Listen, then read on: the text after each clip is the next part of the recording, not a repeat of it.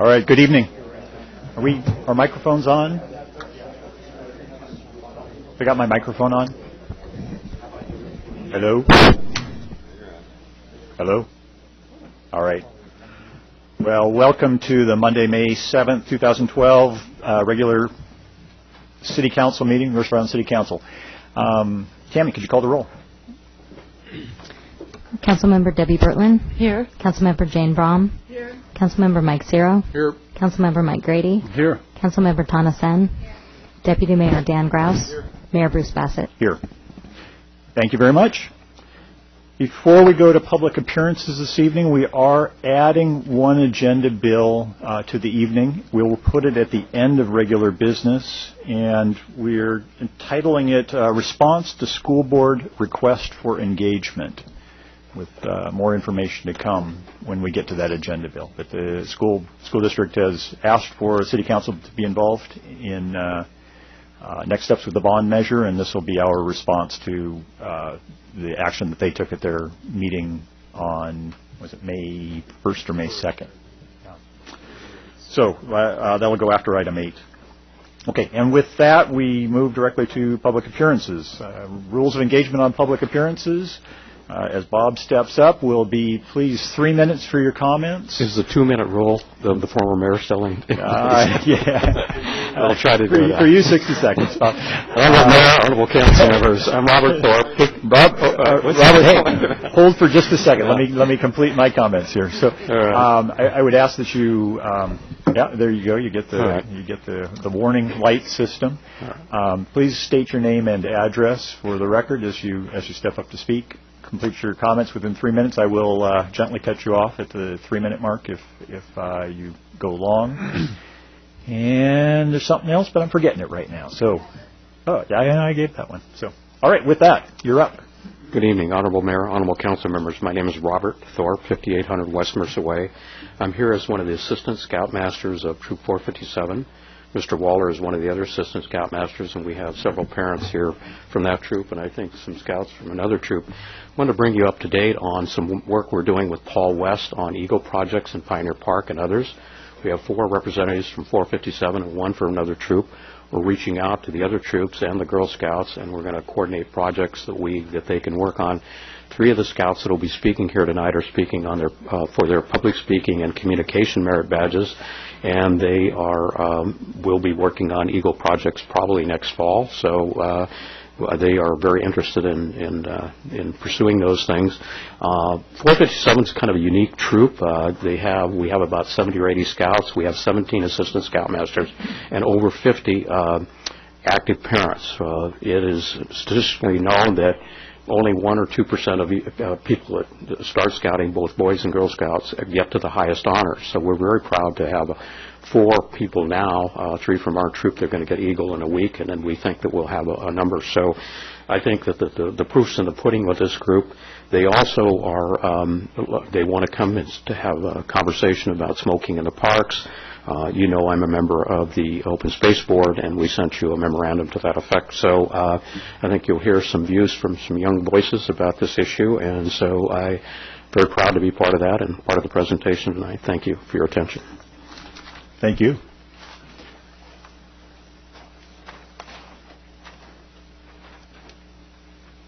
Welcome. Hello, I am Adam Tucker, 4547 Ferncroft Road, Mercer Island.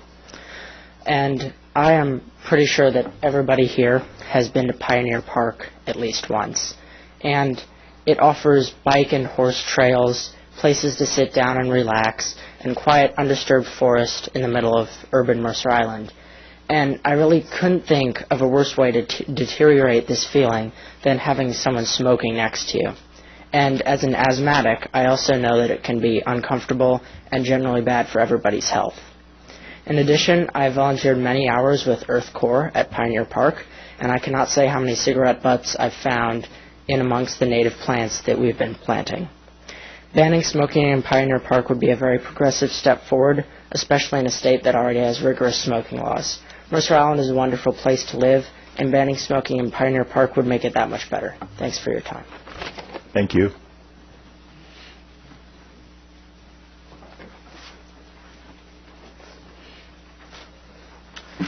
Hello, I am Max Waller. I 313419 77th Place Southeast. I am against smoking in the parks for a few reasons, mostly because it is dangerous. When I was walking my dog in Mercer Park, I saw two women throw a cigarette butt that was still lit near a pile of old dry pine leaves. And this could have started a fire, and there were a whole bunch of kids there and little dogs. This could have done a ton of damage to a park that the city's paid a lot of money to restore and keep in good shape. I've also seen a lot of cigarette butts on the ground near the park, and especially near the skateboarding area. I know a lot of people should have the right to smoke, but I think I should also have the right to breathe clean, fresh air. Thanks for your consideration. Thank you.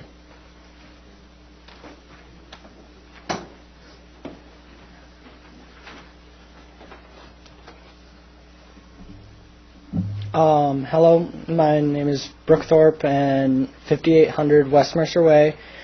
Pioneer Park is sort of one of my personal favorite areas to go when I want to relax. I used to walk my dog there, and when I do go walking through the trails, I see a lot of cigarette butts, and that saddens me because it's not only deteriorating the park, but it's also killing the native plants. Also, smoking is extremely bad for lungs, and even secondhand smoking is has been proven to be just as bad as regular smoking. And I don't want to go through a forest having the chances that I could meet up with some smokers or something like that. So, thank you for your time. Thank you.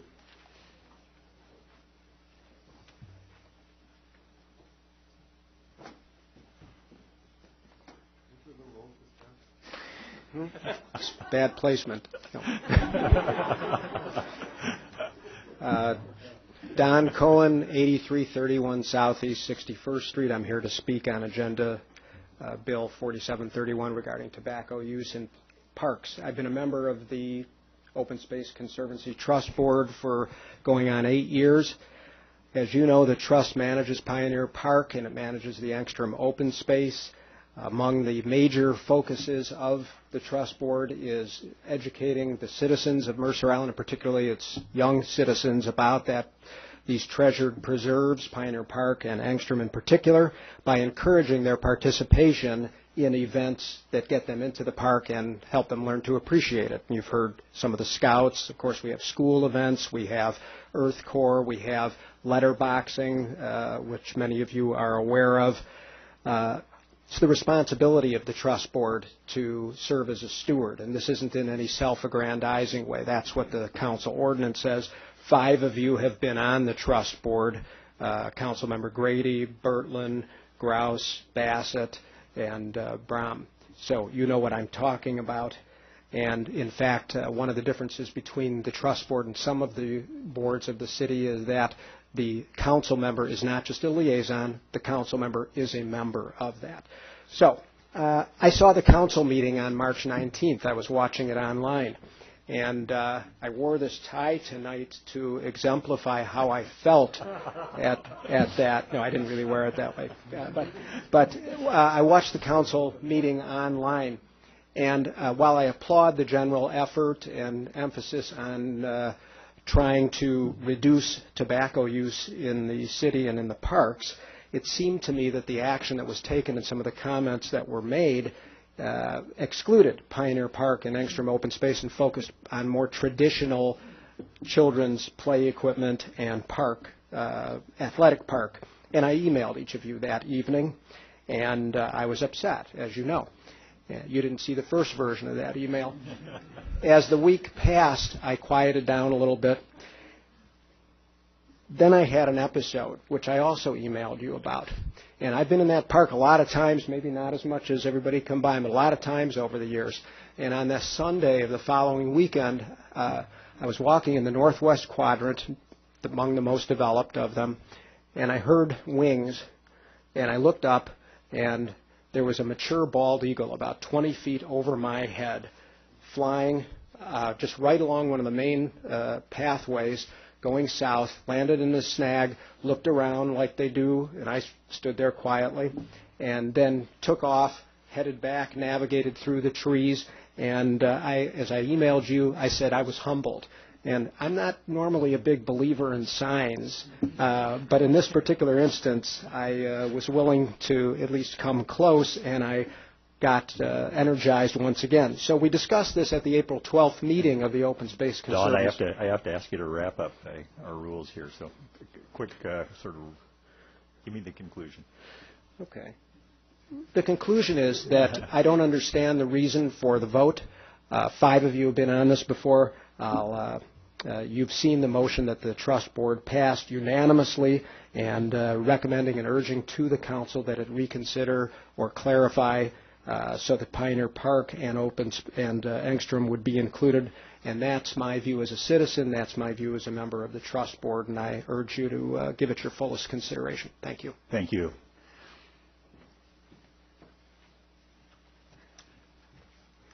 Hi, Hal Quinn, 7363 85th Avenue Southeast, Mercer Island here. I have a topic that's a little tangential to the one that's been discussed. I hadn't come with a thought on or statement intending to address the council, but when the Boy Scouts started talking about Pioneer Park and the beauty and the things they enjoy in it, I thought of this. A while back, my wife was hiking through the park. She walks our dogs. I do as well there. In the northwest corner of the park, she has done some search and rescue work, including a tracking course. She saw something that looked funny, and so she walked off the path and goes through the bushes, kind of back countries a little bit, and comes across this massive place where probably for years there have been parties. There were probably 500 plastic bottles there. It's a nightmare. Bongs, pipes, etc. So she calls the police department and asks for some help. Officer goes out there, takes a look at it, and nothing has come of it. 6 months later, this area is still there. We also talked with someone at the Reporter, emailed them a picture that I took of it, and nothing's been done of it. And it's surprising. Seeing some butts along the trails, not that many that I've seen, but there is a lot of filth down there that someone hasn't bothered to clean up. And it'd be great if the kids or the people that did it would take care of that. But if you ever want to go down there and take a site inspection, my wife would love to take you down.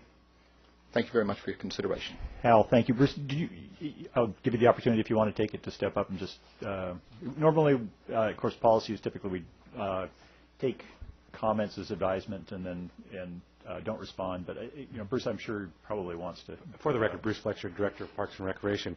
What I'd like to do is get a hold of you so we can get that taken care of. Absolutely. Yeah, we don't want that. But I have not heard of it before, so this is good. Thank you. We'll take care of it. Okay, so you'll talk offline afterward. Thank you. And thanks, Hal. All right, other public comments. Amanda. Hi, Amanda Clark, 4319 86th Avenue Southeast. I was interested to hear that you've got this additional agenda bill about working with the school district. Because I was pleased to hear that the City Council and the School Board have agreed to set up an ad hoc committee, I think, to work together to look at property, on the island for a potential school if one is ever needed in the future. I think it only makes sense to have, municipal civic bodies work together, I think especially on a small island like this where available adequate land is really scarce. So that being said, I'd like to make 2 points. One, I'd like to encourage this committee to be transparent and open. I think rightly or wrongly, decisions are often denounced or second-guessed as not being transparent. So I think maybe you can avoid this by opening these meetings to the public, announcing them on the school district and the city council websites, for the time and place for both of them. And I'd like to say that should include not just the meetings, but any site visits and field trips or whatever, so that people can see what exactly you're talking about, what's available and what's not. And 2, I'd also like you to consider the ramifications of including parkland in your considerations. School needs will vary over time, but I think islanders will always need parks, and future generations will thank us for their existence, for keeping them as they are. I think parks are very valuable assets on Mercer Island, but once the parkland disappears, it's gone forever. So both schools and parks have their constituencies, and I think there's a lot of overlap there. But if there's, I think, a move to say use parkland for schools, you'll be setting these constituencies against each other, which I think would be very foolish. I think that nobody will win. School bonds will fail. It'll open very deep wounds, I think, in the whole community that will be hard to stop anyway.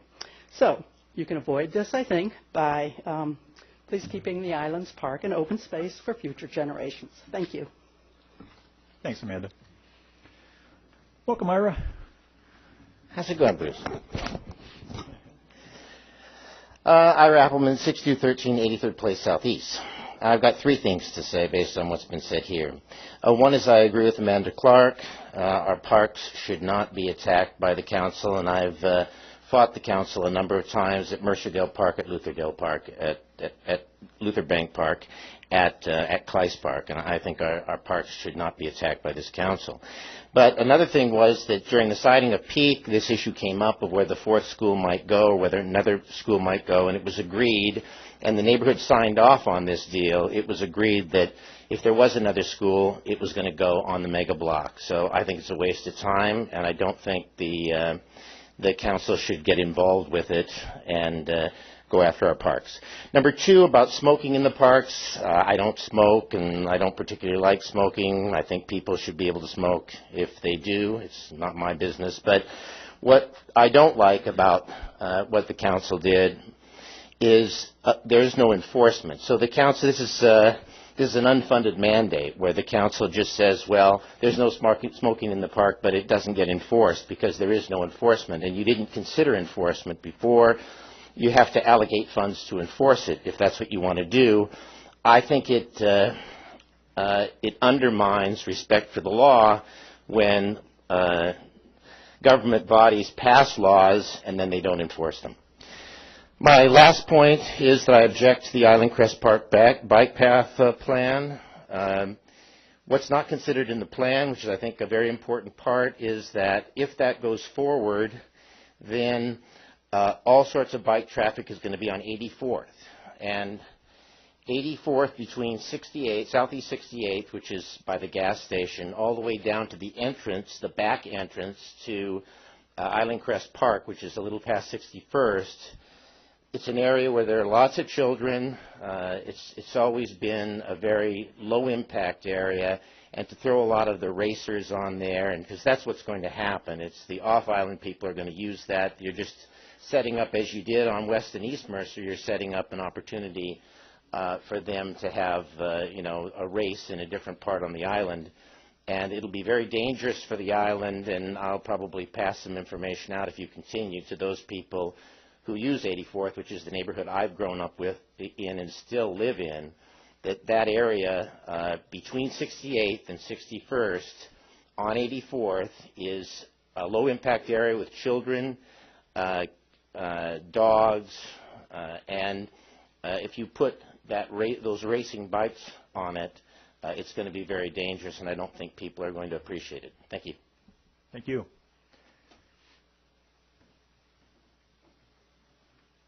Welcome, Ralph. Thank you.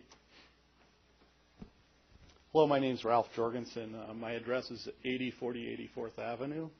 I want to express my appreciation to the city manager and deputy mayor for engaging the school board at their May 2nd meeting and suggesting the council board ad hoc committee to investigate the 4th elementary school sites. I believe that our unsuccessful school bond was not due to our community's lack of support for schools. On the contrary, it was a result of not following best practices with respect to public bond measures. Specifically, all reasonable alternative solutions should be fully investigated and data shared. Almost all the vote no arguments were based on a feeling that the analysis had been incomplete.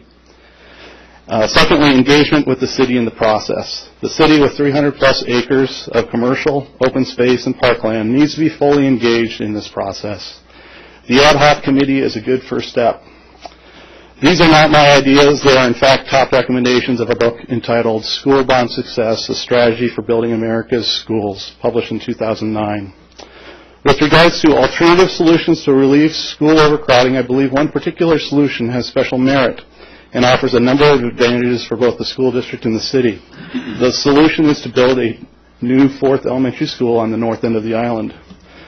From the district's perspective, a new fourth elementary school has the advantage of immediately relieving the overcrowding of the 3 existing schools, creates competitively sized elementary schools with approximately 480 students, allows the community to fully reap the rewards of the 1995 elementary school upgrades and remodels, which still have 10 to 15 years of useful and effective life. From the city's and community's perspective, the new North End Elementary School affords a better alignment with the geographic distribution of the students in the schools, addresses where the continued growth will be, reduces traffic on Island Crest Way, increases student walkers and bicyclists by maybe 33%, immediately right-sizes all 3 existing elementary school parking facilities, and decreases student time on buses. Clearly, given the limited land options on our island and the city being the largest landowner, it would be extremely helpful if the City Council would help vet the 4 school sites, including the City Hall site and or adjacent private commercial properties. Secondly, the North Mercer campus, albeit this is school property. However, the city is in a position to assist with easing traffic congestion and assisting our community partners of the Child Institute, Country Day, Pixie Hill, and Youth Theater to find new or alternative facilities. And lastly, I think it's worthwhile exploring win-win solutions, possibly involving the acquisition of new park and open space and or land swaps to ensure we both have great schools where we most need them, as well as great parks throughout the island. Perhaps there's a solution that yields a North End school site as well as a net increase in park and open spaces. Thank you. Thank you. Good evening. My name is Roger Shanafelt. I live at 4466 Ferncroft Road. I grew up on Mercer Island and attended Mercer View, at the time one of 6 elementary schools, North Mercer Junior High, one of 2 junior highs, and Mercer Island High School. I graduated actually with fellow classmate Debbie Bertlin Lloyd, or Lloyd Bertlin, and I won't disclose the year. I may not have fully appreciated the quality of the education that I was receiving when I attended here, but I certainly had ingrained in me a very strong sense of civic pride and connection to the community. And I am and always will be an Islander. I moved back here to Mercer Island in 1997 with my family of 4 children for a variety of reasons, including the stellar reputation of Mercer Island's public schools. Over the past 15 years, I've met and had conversations with many families like mine who also chose Mercer Island because of public schools' reputation. I might add that at no point in those conversations do people say they moved to the island for the parks. They moved here for the schools, and they love the parks, but that's not the only reason that they moved. Based on these conversations and my experiences, it's easy to conclude that the exceptional reputation of public schools is a primary contributor to the islanders' sense of civic pride, even for residents without children in our public school system. The awareness of the overcrowding of our schools and the aging of our schools' facilities is now in the public discourse. I'm thrilled to recently discover that you are entertaining a subcommittee to get together and work with the Mercer Island School District to find solutions to the problem. As council members, you have before you an opportunity to make an impact on the future of this great community. You are civic leaders, chartered to find a solution that can satisfy the needs of the school district while at the same time bolster the civic pride of all Islanders. My ask is that you engage in a fashion that leaves no stone unturned, no reasonable option fully vetted, and do so in a transparent forum as possible so all citizens can understand and participate in the discussion, not just those who have the time to attend the City Council and school board meetings. Some suggestions would include establishing a portion of the city website with status updates and any progress made toward a solution, publish a moderated blog perhaps, maybe a Facebook page, provide citizens the opportunity to speak in a non-anonymous way. Public discourse is meant to be public. Send out a periodic newsletter updating residents of the progress of your findings. I'd also like to leave you with a guiding principle I hope you'll embrace. I firmly believe that you must approach the available land issue with a no sacred cow mentality. Just because a particular space has historically been a school site, green space, or park doesn't necessarily mean it should stay that way. Be creative, roll up your sleeves, and above all, be transparent.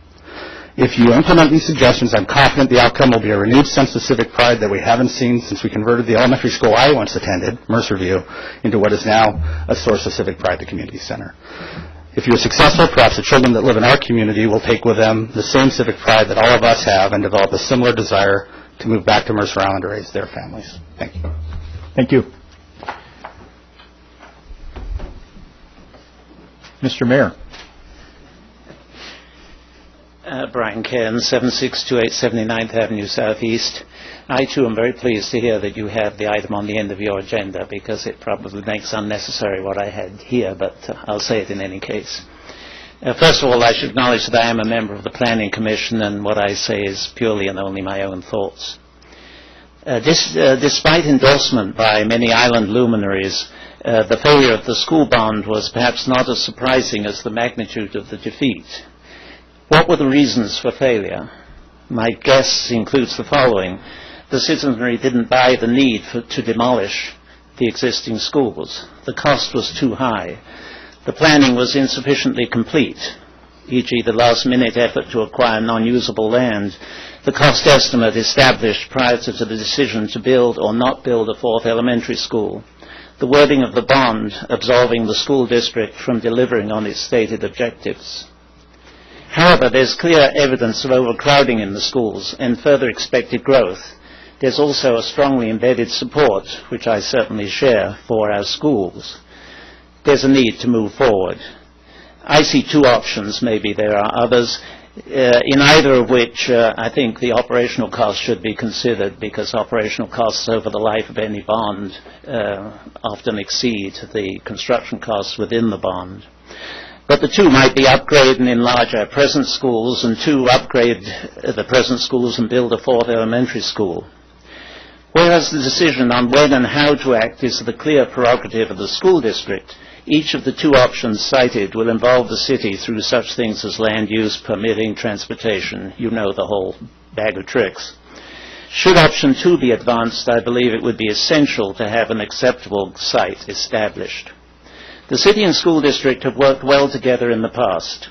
For example, the city's acquisition of Mercer View when it was deemed superfluous by the board, the upkeep and shared use of sports facilities, and most significantly and recently the positive collaboration leading to the building of the Peak facility.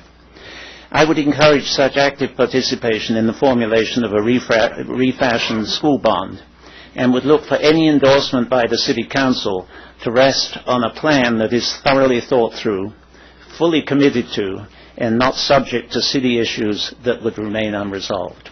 Thank you very much. Thank you.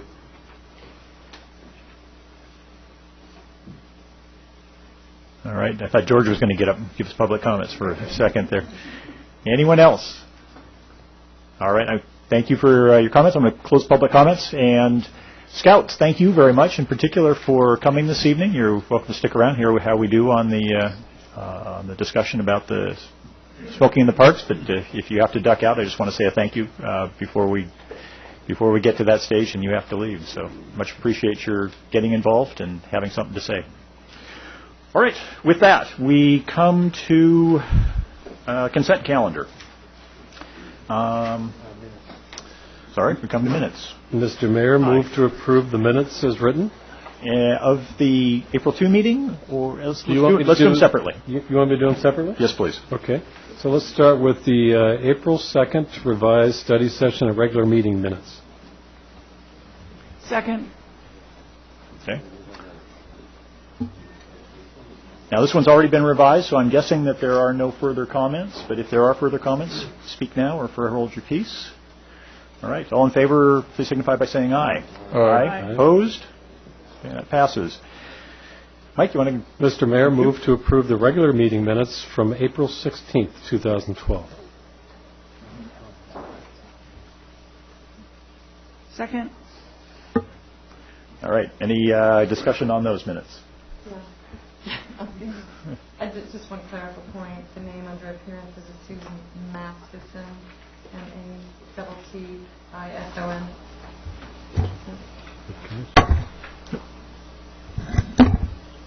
Thank you for that.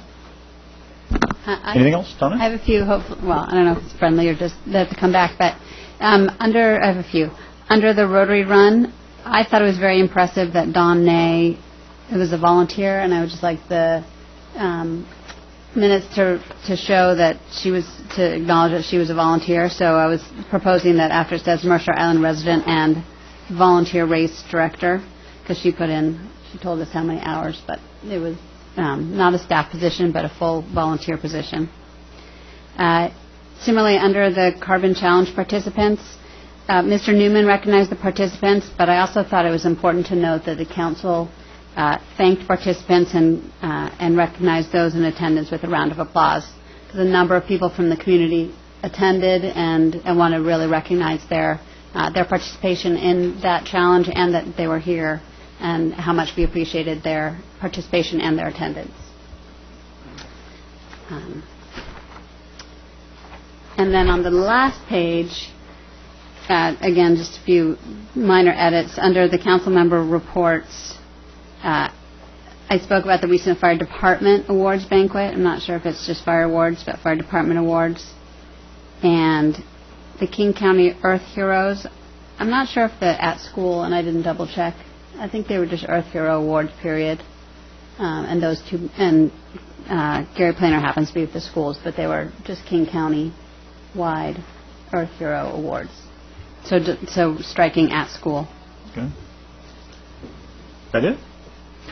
Any discussion? Mayor Bassett, can I interrupt for just one second? Yes, please.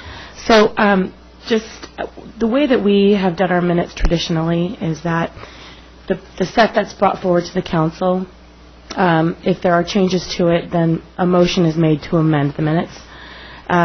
If there's a clerical error, such as the spelling of someone's name, we're okay changing that beforehand.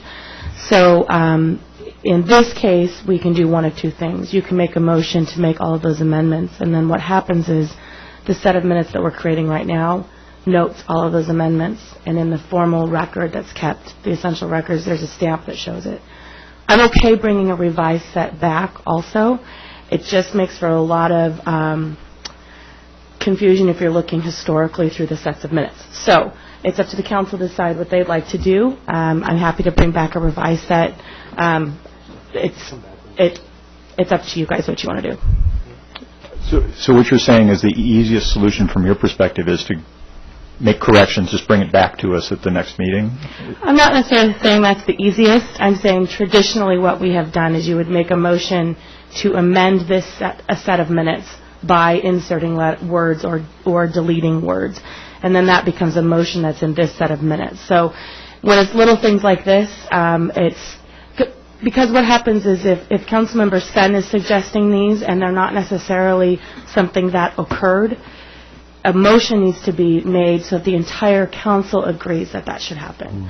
So if someone is suggesting changes, they can suggest it, and then the entire council can say, yes, bring back a revised set, or make a motion for each of the changes. So it's up to you guys what you want to do style-wise. We've just always done what you call amended minutes, which is where you amend the set that's brought forward.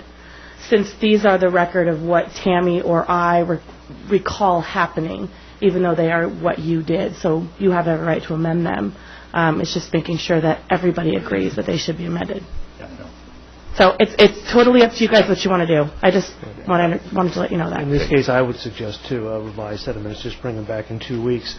These aren't substantive changes as much as just adding additional detail, and we don't lose much in the historic tracing that I think Allie is right to point out on these kinds of changes. Okay. And the other piece is that if Councilmember Sen were to have sent these changes to us in advance, we could have prepared a revised set of minutes for you at the meeting. And I'll own this one because she did. Oh, okay. Sorry. Okay. Any other proposed changes to these minutes then? Mike, I see you grabbing at your mic. Are you? No? Okay. All right. So we're comfortable then. Just let's send it back for tweaks, and we'll look at it next time. Everybody okay with that? All right. All right. Do we need to withdraw? All right. Deputy Mayor says pretend the motion wasn't made. Very well. Please withdraw the motion. On to the consent calendar, which is where I thought we were earlier. Mr. Mayor, I'd like to pull the payables, and also I'd like to pull AB 4733, King County Cities Climate Collaboration or Local Agreement. Okay, and that leaves payroll and Agenda Bill 4732 on the consent calendar. Anybody else care to pull anything, or are we all set with those? All right, all those in favor of accepting the consent calendar with payroll and Agenda Bill 4732, please signify by saying aye. Aye. Opposed? All right, that passes. So, excuse me, did anyone make a motion? No. Okay. Mr. Mayor. Right. Can I just go home now? No, you did a great job. I was going to let it go. Move to approve payroll as well as AB 4732. Dig me out of this hole, please. All right, discussion. No, there's no discussion because it's consent calendar. All right, back to the vote. All those in favor of consent calendar as described, signify by saying aye. Aye. Aye. Opposed? All right. Let's see. We will tackle now the payables. Mike, you're up. Thank you, Mr. Mayor. I have a couple questions on the APs. On PDF page 24, set 1, page 15, set 1, page 15. There's a geotech charge there for $700. And, Mr. City Manager, I just get nervous when I see geotech poking around a building. So what's going on with that? Well, Chip and I talked about this afternoon. I don't know if you picked up anything more. We know it has to do with the community center. We suspect it's that on the north side, the hillside, the drainage along Mount Grouse. But we will have to get back to you on that. We didn't have late this afternoon. We didn't have the community center staff to verify it. Okay, there's a lot. Well, I'm not. I'll go there later. New information. The director of Parks and Recreation just confirmed what we just said. Its purpose. It's that hillside, formerly known as. Are there issues with the building? No. Foundational? No. Okay. Core temple for water, underground water. Okay. And then on set 1, page 17, the DFC grant consultant. Let's see. That's the drug-free. Oh, right. Is that being reimbursed by CTC and the federal grant? Yes. The grant actually pays for the consultant to help with the grant. Yes. Fully reimbursed. Great. On set 2, page 6, the KC pet license fees. I don't understand. It's only $90, but it's the process. I don't understand why it's popping up. It's a pass-through, both revenue and expense. When somebody comes to our counter and buys a pet license, we take in the revenue, and then we send a check off to the county, and that's what you're seeing. Okay. I didn't realize that we were doing that. Excellent. And then, Chief, though, this might get underneath your skin a little bit. On set 2, page 7, is that 5,000? Right.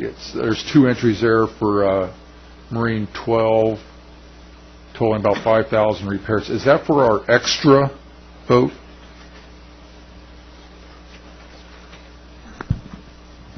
That's for Patrol 12.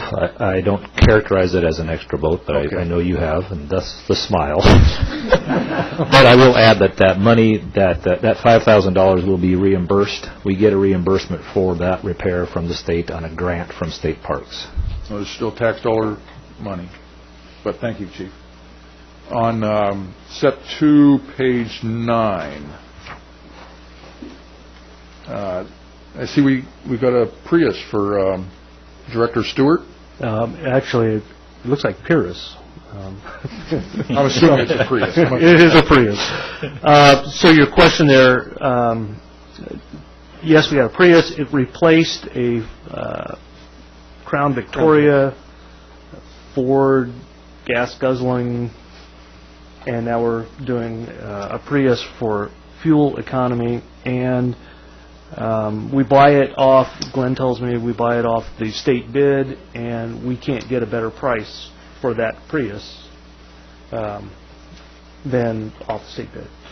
And the bigger picture I want here is how we capture the premium that we pay for a vehicle that has superb gas mileage to that credit. And I think the citizens out there would like to know how much more money we're paying in premium for these type of things versus a competing next best vehicle. For instance, what would be comparable to that would be a Fiesta that gets a very respectable 30 miles per gallon. You know, you keep that, and that costs that's a premium of $6,000. Run some numbers for fuel savings at 5,000 miles, and I'm sure Chip has all that information. And there's a premium there, and throughout all of these projects that we do, I think there's a premium that we're not capturing, or certainly is not being presented to the council. And that's really the only reason why I bring that purchase up, because the Prius, the subsidized vehicle that it is, it's an expensive vehicle for the shell that you get, and comparable vehicles, more conventional vehicles. I understand your point, and as I say, we buy off a bulk purchase contract through the state. So actually, I can't, without seeing the data, I can't even verify that there was a premium at all. The price that we get is not the price you would pay. Well, the same thing would hold for the bulk purchase of Fiestas. If Fiestas are on the state contract. This is, just to break in a little bit, because this is starting to get beyond just a question about a payable, so it's starting to become a discussion about that's not on the agenda. Thank you. The Honeywell on set 2, page 9, this is just the Honeywell groundwater clean, Glenn was just saying this week that this was, we're just at the end of the monitoring process, and we're just about to get final reimbursement from the state, and he's going to come tell you himself. Yep. Thanks, Glenn Becker, Assistant City Manager. The monitoring continues, and the cleanup of the groundwater at that site continues. We are being reimbursed about 54% of our total costs through our insurer. The off-site cost, meaning on the other side of our property line. And the time period is just... That's actually... Just jumping in, if you don't mind. Katie Knight, City Attorney. There's actually two pieces happening here. The third-party costs are being reimbursed by the insurer, which is about 54%, and those costs are being broken out separately. What we then ultimately get from the state is a no further action letter when they tell us, yes, we're satisfied with the cleanup, and at that point, then we're working on the, I just know it's VSP grant. I can't recall what that stands for, but basically trying to get some funds back from the state for being proactive in doing the cleanup on the site. Is that accurate? Right. So we're almost done with it, it sounds like? We're probably a couple years away. Still a couple years? Mm-hmm. Okay. It is what it is. Thank you, Glenn. And then same page there. The low-impact development consultant, I think that's $10,000 here, and I thought last council meeting I saw an entry for $5,000. I just didn't bring it up. Yeah, you may have. I don't remember. I'm going to have to get back to you on that one. That's one Patrick will answer. It's a low-impact development demonstration project that will happen here at City Hall. And I say that driving up, the lawn on City Hall looks beautiful. The azaleas are bloomed. The vegetation looks well manicured.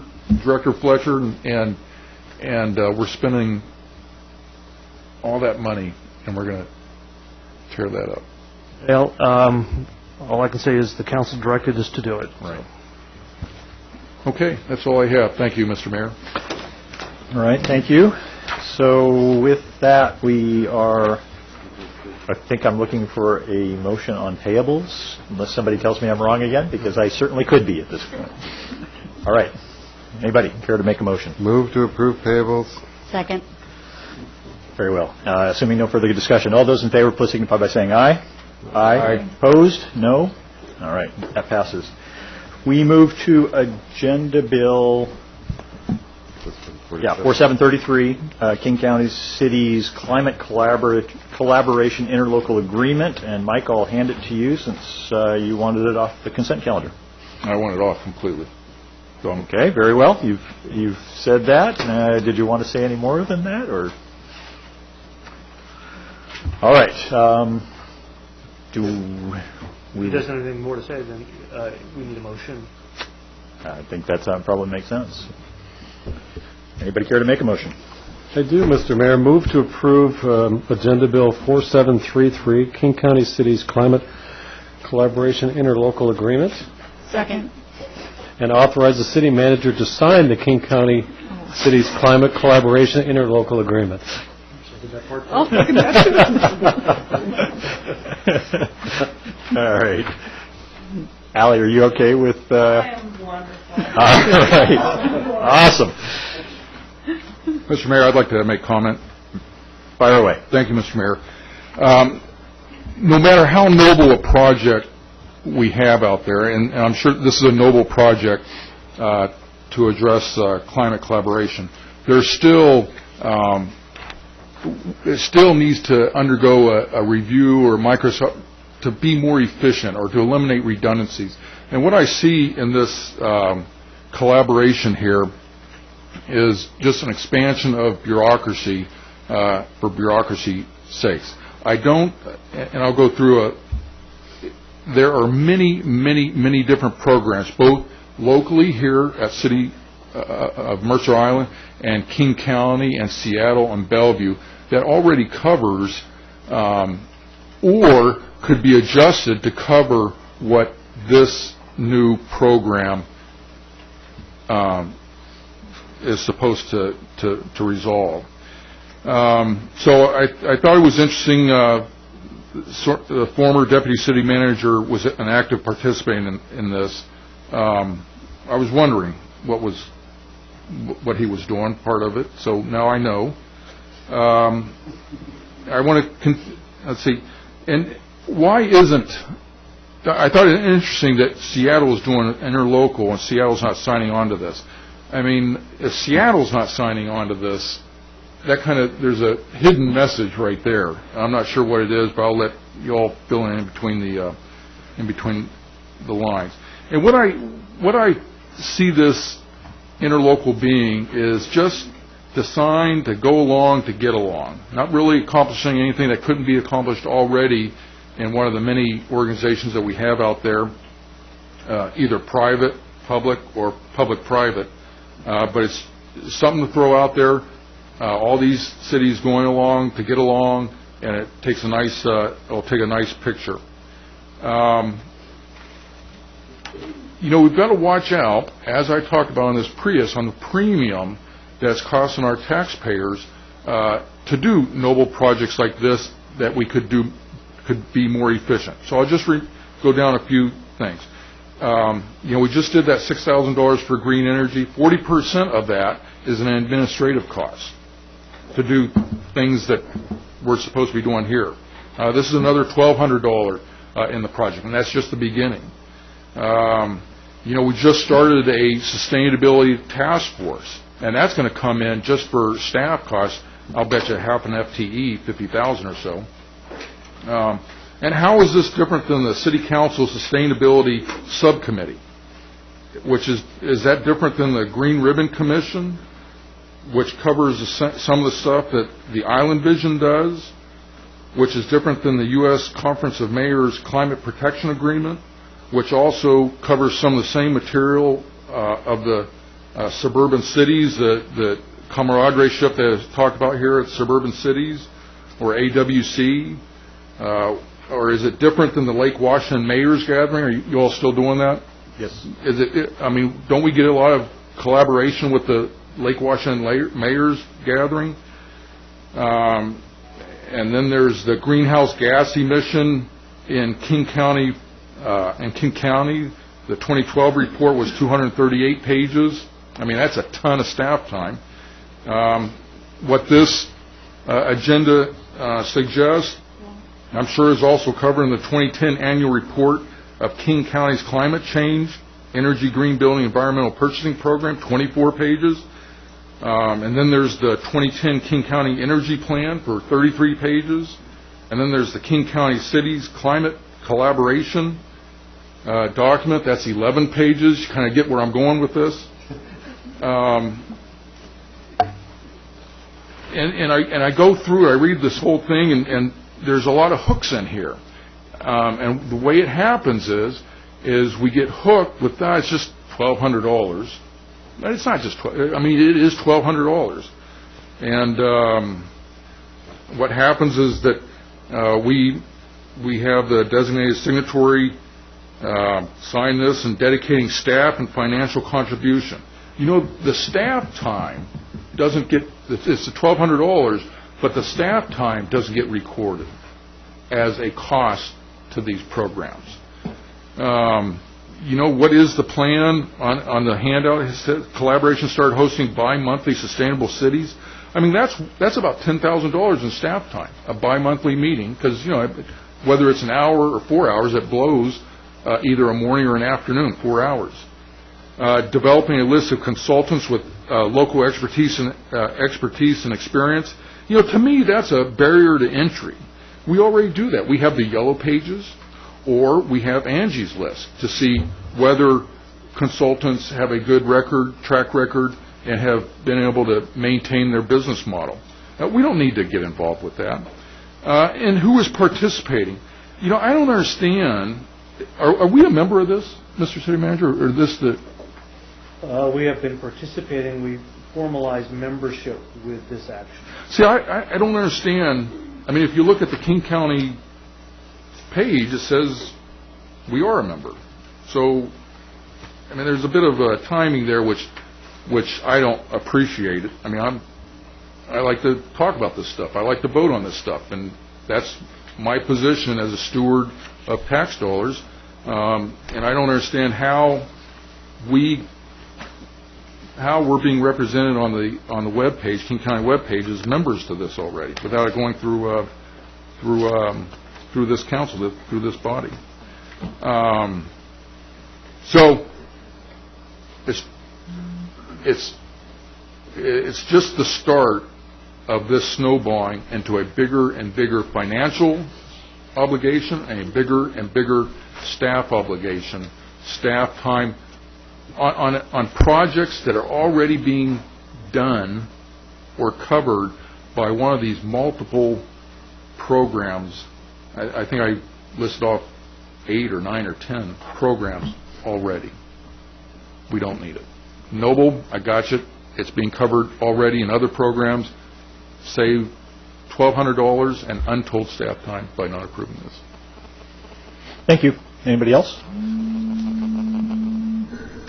Thanks, Mr. Mayor. Mike, I appreciate your comments. But I would note, because I have volunteered a lot of my time with this group to help them formulate a program which would address a lot of the issues you actually pointed out, because getting into this climate change issue there's a myriad of different ways to go about it, and for small local governments like ours, it would cost us so much more if we did that on our own than if we essentially just share information with our sister cities across the county. So for that, I was very excited in trying to help them, and the model that they're trying to put together is that King County, the consultants, the experts do the bulk of the work, and then they share it with us as they go along, so that we don't have to keep reinventing the wheel. And these are the kind of things that will feed into our sustainability subcommittee, to any of the task forces that we put together, and quite frankly to a lot of the policies that we embed into our current practices now that will hopefully save us money over time on the energy, water, waste reduction side. So the goal behind doing this is, number one, to share information, to share technical expertise, and to get those experts out to the various jurisdictions to help them, and to ask for a minimal amount of support to keep that effort going.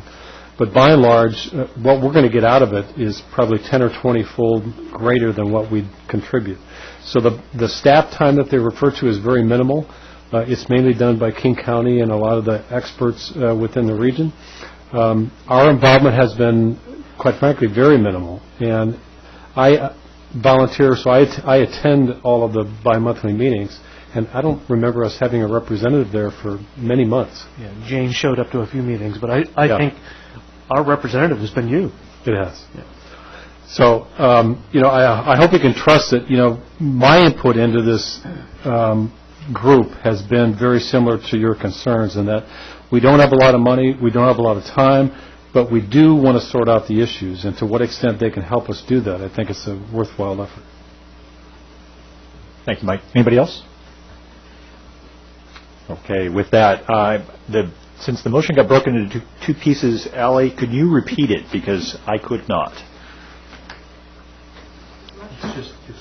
It's not just what's written here, is it? Yeah. Oh, it is. Okay, well, then, the motion on the table is to authorize the city manager to sign the King County Cities Climate Collaboration Interlocal Agreement.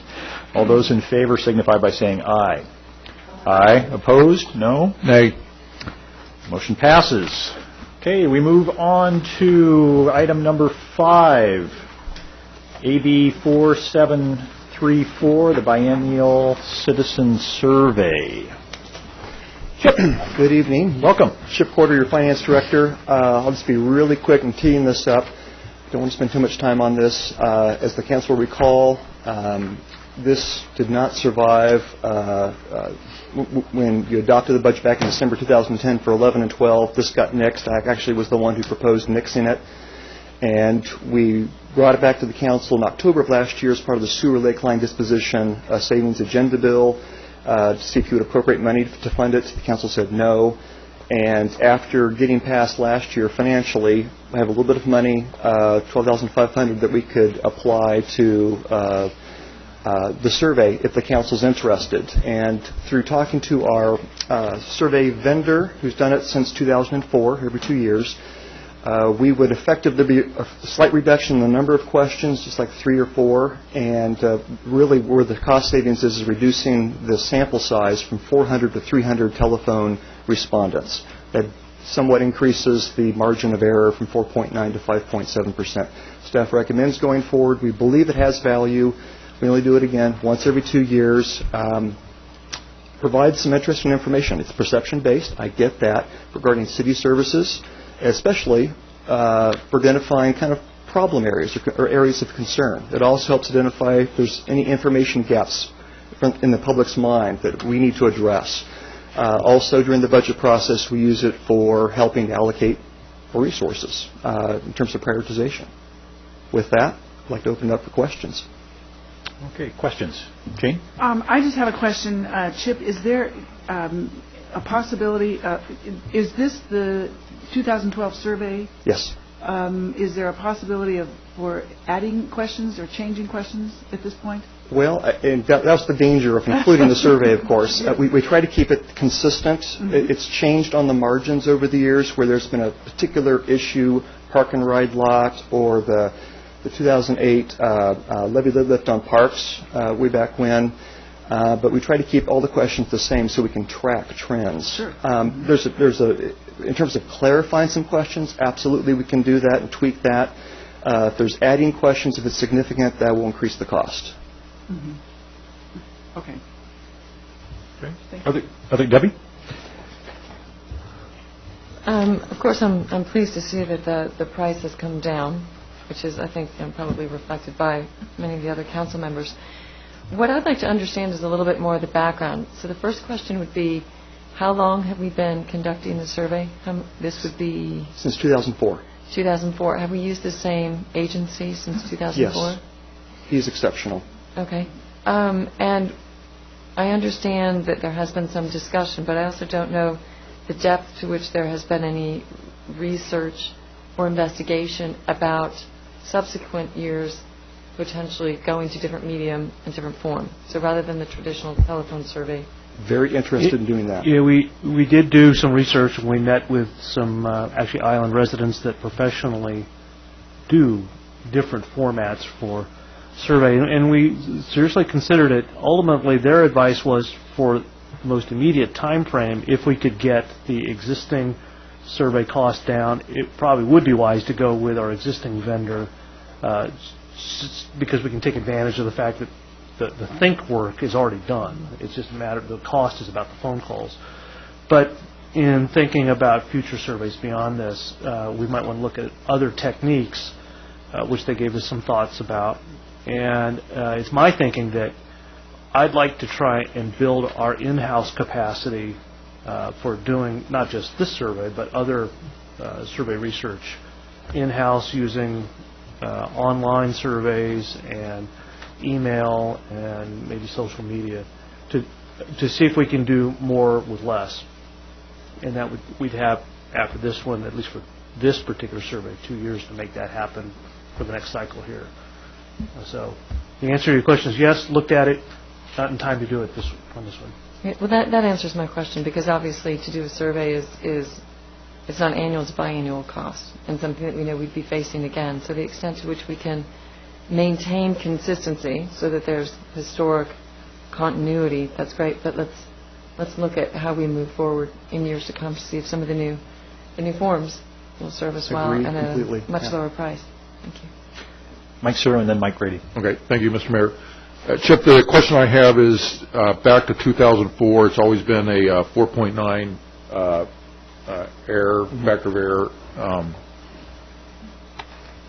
Why isn't that changing with the advent of with more prevalent cell phones and fewer landlines? And I don't expect you to answer that now, but the EMC guy, I ask the question every time, and it's okay.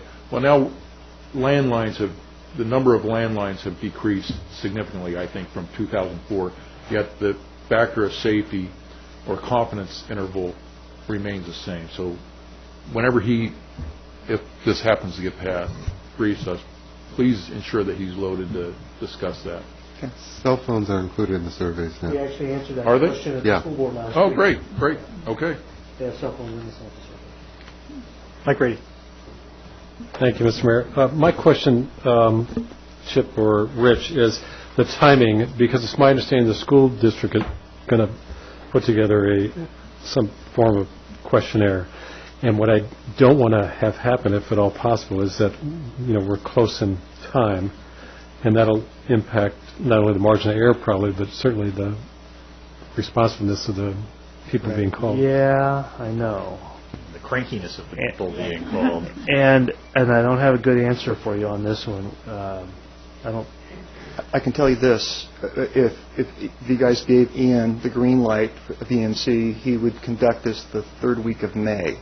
Yes. But he can push it, It's going to come close. That's the soonest he could do it. It's going to come close to the district's same timing. It'll be within days or a week or so. Their target is to have results on completely analyzed and presented on June 26th. And that'll be pretty close to the same time frame that we're under. The problem with us waiting a little bit longer, which is maybe the solution, because I think the district's on a pretty fast timeline. The problem for us is we stop getting the benefit for the budget process the longer we wait, because we're in the middle of doing budget work. Normally we'd be doing this in March. That's our normal time frame.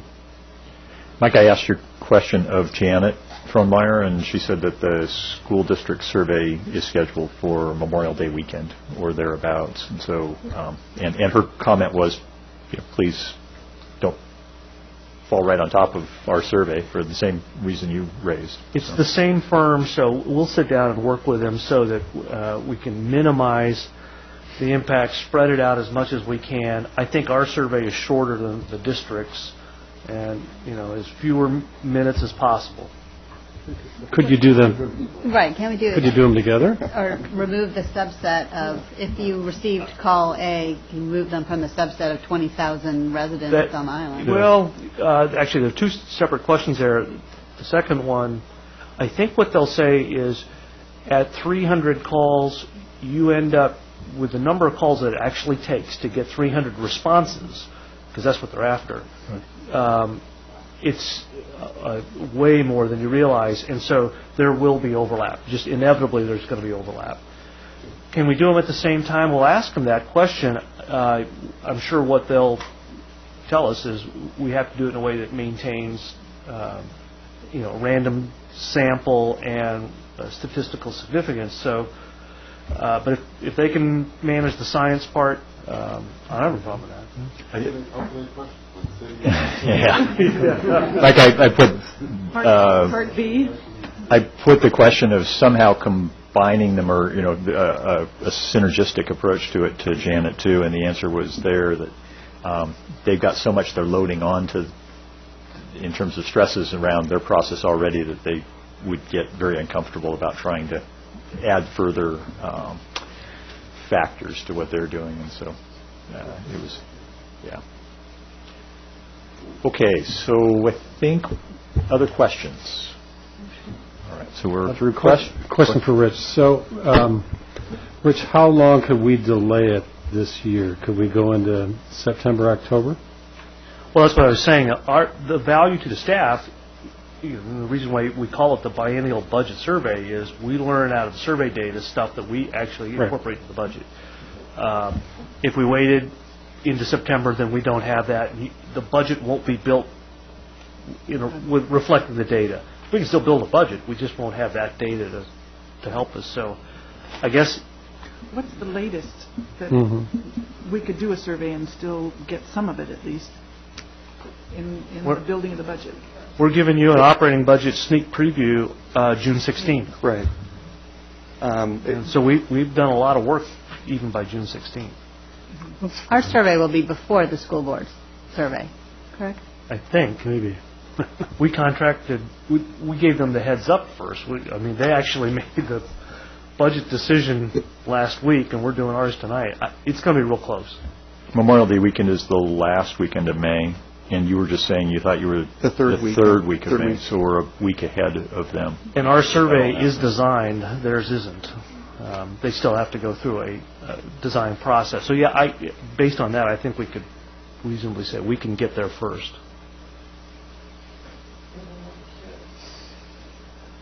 The surveys will be so different. They'll be different, but I think the question that's still in my mind is the potential overlap between their call pool and ours. I have to ask the question, so to get 300 respondents from ours, are we talking 1,200, 2,000? It's in the thousands. The thousands, yeah. so it's like a 10% potential. Yeah, I don't remember the percentage, but I remember asking that question 1 or 2 cycles ago, and I was really surprised. And that was when we were doing 400 calls, which is really 400 responses, and they said they can't go much bigger than 400 before they run the risk of not being able to succeed. Wow. We could, I'm flexible. And so, while my preference is to do it on the third week in May, if we need to push it to June sometime, so be it. We can work with Ian. He's a bright guy, and he can advise us on what makes the most sense, what kind of separation, timing-wise, and we'll just follow that advice. If we could get it real soon, would you guys be real comfortable if we could just... I like that. But I think just what I'm hearing is try and separate the two as much as possible. Yeah. Okay. All right. We come back. Another question, or are we back to council for discussion? A motion? Make a motion. Motion would be wonderful.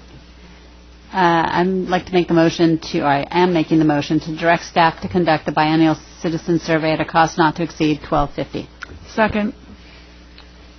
12,500, you mean? All right. So now we're back. Now we're back for discussion. Mike. Well, of course we want to do a survey. That's the way we do business. But in actuality, we need to, again, we want to scrutinize what we're spending the money on, and are we getting a bang for the buck? The soundbite is that, as it says in here in the agenda, the only statistically valid information the staff currently receives. But is it actionable information? I don't think it is at all. We need to take advantage of a small community of 22,000, committed and dialed-in council members, city manager who lives on the island. We know the issues out there well before anything that this survey is going to show. Just because we're attuned to the community. I mean, and look at the council we have now. We are as geographically diverse as we even have a mid-islander now. Imagine that. And I've got two parts here, and I'll please ask the council to be patient with me on this. Are we doing this survey because we now have extra money that we can spend on this survey? It kind of seems like that's the situation here. And I'd like to talk about how the savings is presented in this agenda. According to the agenda, close out a fiscal year, that's this agenda, 2011, i.e., I guess that's the end of the year, December 31, is that correct? Okay. And the fourth quarter 2011 financial status report on March 19th, 2012, we identified $238,000 in general fund expenditures. Savings, expenditure savings, those aren't expenditure savings.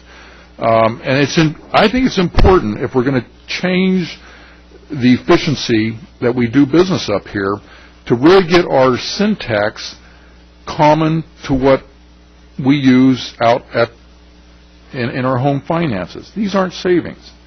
How can it be savings, 2011 general fund expenditure, if 2011 general fund expenditures increased 3%? How can you have savings if your expenditures increase from 2010?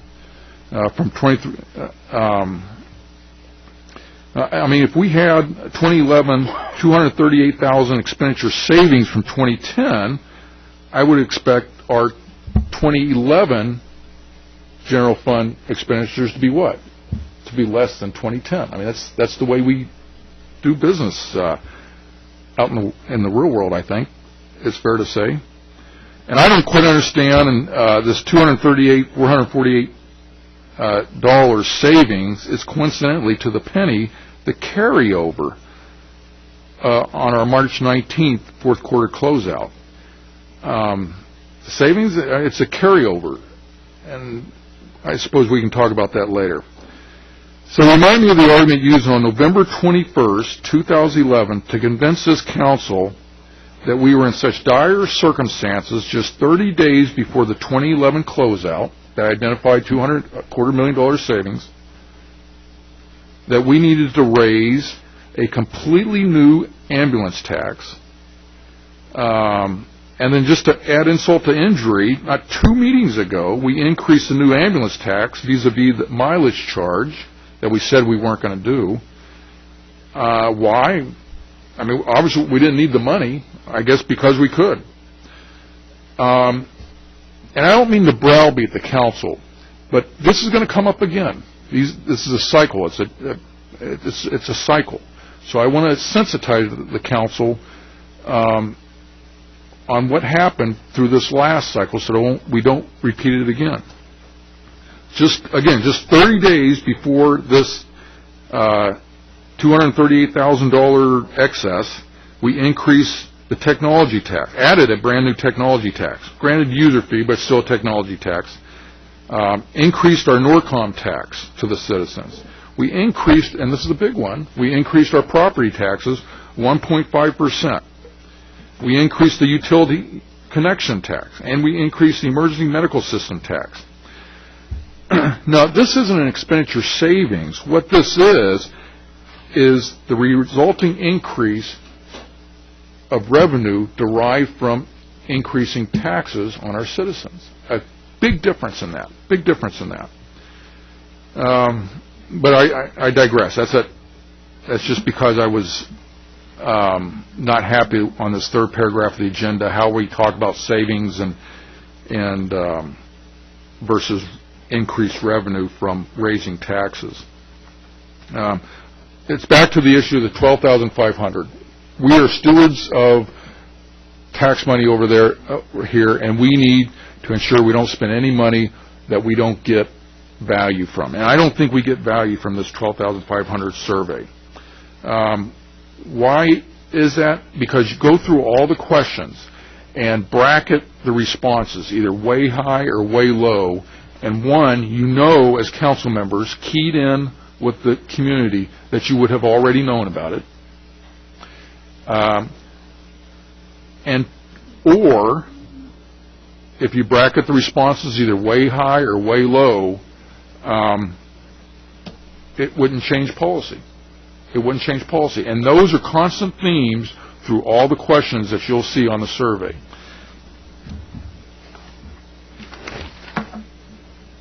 And to my point here, the agenda item brings out that 9 of our 35 dashboard benchmark metrics, is that what it's called? Yeah, the dashboard, MI dashboard report, comes directly from this survey. Well, the community safety and security, personnel security, regardless of what the residents say, that's one of the questions in this survey, is how safe do you feel? Regardless of what the citizens say, we know where we are. Council members know where we are because the chief publishes our burglary, theft, auto theft data, and we know that we're higher than average, and we're uncomfortable with that. What more is the survey going to tell us? Another dashboard report, effective and efficient public service delivery and community sustainability, i.e. public trust. The narrative compares us to King County. A constant theme that I have here is not to compare us with other communities. We are such a different community that by comparing us to a different community and benchmarking us to other communities, especially King County, you get a misrepresentation of where we stand. What are the most important issues facing Mercer Island? No surprises on all the questions, but there's such lack of specificity that you really can't conclude anything as a policymaker there. Same category, but development permit processing. 91% of DSG customer satisfaction. Well, we know that DSG does a fantastic job, and we also know when they don't do a fantastic job. But that's data that we can, that's objective data that we can already get by analyzing code compliance resolutions or performance or calls in-house, or our customer service team can give us feedback. Again, things that we already have in place, or look at our plan review target times. I mean, owners who are remodeling and rebuilding, that's the big issue, is the target times. Are we hitting our target times that we publish? So we know by just looking at that data that's tracked how we're doing at DSG. Reliable public infrastructure, I can go on and on. The point is, the most important of these survey questions, which are used on our MI dashboard, we have other ways of getting that information. Another looking back, 2020 hindsight, I thought it's interesting to look at how from 2004. If you're almost done, keep going. But if you're sort of launching onto a different point, I want to get you to pause and give somebody else a chance. Okay, I am. Okay. So how have we? What would have happened if we would have followed what this survey produced? I mean, you see things 2004, 2006, way back. Pedestrian biker safety barely registers at all. Well, we know that that's an issue, and fortunately, we didn't follow the survey. We're not following the survey because we are expending a lot of money and time and resources to improve that which is documented as saying it's not an issue to 99% of the people, or wasn't a priority. And that goes throughout this. That's the way I look at this survey. I've never gotten any value from it. I've never seen policy change from this survey. I must commend who's the gentleman who does the survey? Ian Stewart. I mean, he does a fantastic job presenting the information and et cetera, but the information is not actionable. It doesn't change what we're going to do. As good council members that we are, we already will know the issue well before it becomes identified or surfaced on this survey. So my vote is not to vote for this expenditure of $12,500 because there's no value in it. Thank you, Mr. Mayor and Council. Thank you. Rich, you want to take a shot at this? I know you've done an eloquent response to others on this same topic, and I'm going to give you a chance. If you prefer not to, I'll let it go, but it's up to you. I don't really have anything to add. I've been pretty consistent. I believe this is part of good management in any organization that delivers services, and I'm happy that we do it every 2 years, and recommend we do it again. Okay. Jane. I'd like to weigh in on this. I'm very much in favor of the survey. I think it's very important that we are really in tune with the community, and I think it's arrogant of 7 of us to sit up here and say that we really know what's going on with all the residents and that we are in touch and dialed in. I think it's not true. It was very evident when we tried to pass an ordinance to ban parking on all the Mercer ways, and we filled up every seat in this place. I think it's important that we ask many of the same questions every year, every 2 years. We can look at trends and then put in a new one every so often to gauge community feeling on certain specific issues. I think it's essential. It's part of doing business. We can determine community priorities and get a sense of interest in specific community issues. I think it's very important, especially as we go into the biennial budget process. So I'm very much in favor of this. Thank you. Others? Mike. Well, I'm teetering with not supporting it based on the science as opposed to the substance, because I do appreciate getting that input from the public, but my concern here is the temporal issue of the school district and the city going after a very small, or actually in comparison to the number of homes on the island, a significant portion of those homes are going to be targeted for various phone calls, either the school district or the city at or about the same time, and that poses some issues for me in terms of reliability of data and that kind of thing. So I guess I'll look to you, Rich, to see can we push this into the fall somehow so that we're beyond the cloud of the bond issue? What I care about the science too. I don't think it makes sense to spend money and have data come back that is at all suspect. So I guess what I would love to be empowered to just make the decision by going to Ian and to EMC Research and say, promise me that these 2 surveys can be done fairly close together and have the results stand up scientifically. If we lose anything, and they'll give me a straight answer, if we'll lose anything, we'll just wait. And we will do, as you say, we'll put it later into the summer or into the fall. Just don't have them quote Mark Twain.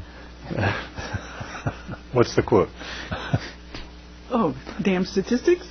Statistics and damn statistics. So you can make them lie and do anything you want. Right. They do this stuff for a living. If it's a matter of doing it now or doing it later, the first priority is to do it right. And so if you're comfortable letting Chip and I make this decision based on just good professional survey research, then that's what I'd prefer. And I think what you're hearing from us is no fair getting a statistical survey if that impacts negatively the school district's ability to get a statistically valid survey. Well, that's true, and I also don't want to get good survey results for both of us, but have 18,000 people mad at us for ruining their Sunday evenings. I mean, there's also just sort of So we need to ask those questions of Ian and then do this as best we possibly can. And if that means we have to let it slide, I'm willing to make that sacrifice. Okay, Debbie? I'm going to support it, and there's 3 basic reasons. Hopefully I can be quick. The first one is the cost has come down substantially, and I have confidence then that we're moving forward and looking at other forms to conduct this would be even lower than the 12.5 we currently have on the table. The second one is, respecting a lot of Mike's comments, what I always find interesting and helpful is the trending data. What change are we seeing over time? It both reflects immediacy, but also, I think, some broader, potentially even demographic changes that are hitting the island. And the third one is I have confidence based on what I've heard here tonight, but also from other people regarding the professionalism of the survey organization. And I would trust in the professionalism of the city and that entity not to do anything, A, that's going to create some degree of survey fatigue in the broader island community, but second, ensure that the school district gets the data that it needs quite quickly. So those would be the basis under which I would support it. Donna. I think even from public comments we heard tonight that people want transparency and they want an opportunity to be heard. And I think if anything, people would welcome the opportunity to share with the city and with the school board their feelings about the city, about their services, about the school bond. And this is not a national random survey about something that they're not vested in. This is about their community, their local community. And I would be surprised if people would be truly bothered that somebody was calling them to ask them how they feel about the services that they're being provided by the city. And I think, and just to echo Jane's comments, that I think if we really knew everything that was going on in the community and how everybody felt, we wouldn't have public comments. We wouldn't need to speak to anybody. But for the very reasons that we do have those things, that we do have a survey, that we collect information from varying points, it only strengthens our policy-making decisions and our services. And I think this is a very important thing to do. Thank you. Let's see. I'll weigh in just briefly here. In particular, Mike, to your comment about how we're in touch with the citizenry, I think you in particular do a great job of being in touch with the citizenry, perhaps greater degree than others of us. But I would argue that any one of us is in touch with a subset of the citizenry, and often it's a subset of the citizenry that over time sort of evolves to be the citizenry that we link with the most. And it's awfully difficult to be in touch with the statistically valid sampling of the whole citizenry, and that's what this survey attempts to do. It's getting data from all the folks we would talk to normally and the folks we would never run across for whatever reason. So for that reason in particular, I'm supportive of this. I've heard repeatedly from staff. They've obviously kind of fought an uphill battle with council on this and have brought the cost down a lot. And I appreciate their sense of the importance of this and the sense of reporting back on how they're doing. This is partially about how the council's doing, but it's also partially about to a large degree, about how the staff's doing. And they don't have that same feedback that we have, and they don't have that same touch with the public that we have. So to the extent that we give them the opportunity to hear, how is a department doing? How is a particular unit of the city doing? I think that's a valuable thing. And again, the fact that we've got a cost which is substantially lower than what it had been before, I think we've moved in the right direction with that. And I'm not concerned about the fact that we've got a little bit less validity to the data than what we had before. So I'm supportive of this. Now, would anybody else like to have a final comment before we go to a vote? All right. With that, we have a motion on the table to direct staff to conduct the biennial citizen survey at a cost not to exceed $12,500. All those in favor signify by saying aye. Aye. Aye. Opposed? No. No. Nay. All right, that passes.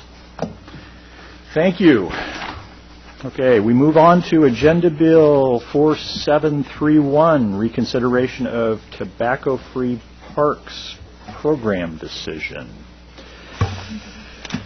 Anybody teeing this up, or did we just get this one? Yeah, I'll do it. Okay.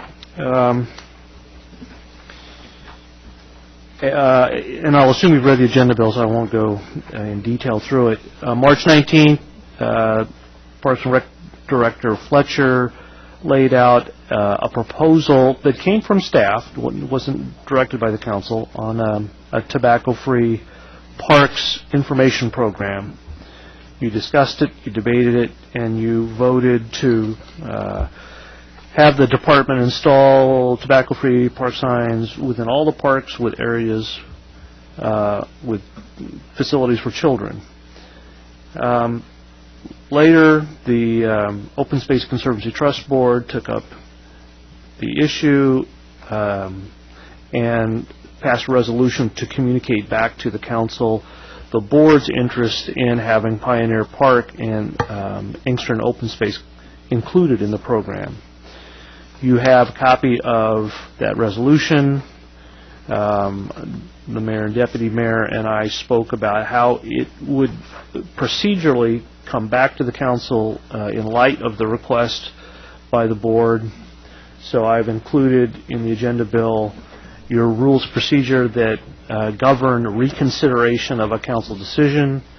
In order to reconsider this, you would need 4 votes on a motion to reconsider first, and if you do get 4 votes, then you have choices of taking this issue up at a later date, and you can tell us when, or I've included 3 options within the second set of motions, each of which would include Pioneer Park and Inkster Open Space at varying approaches.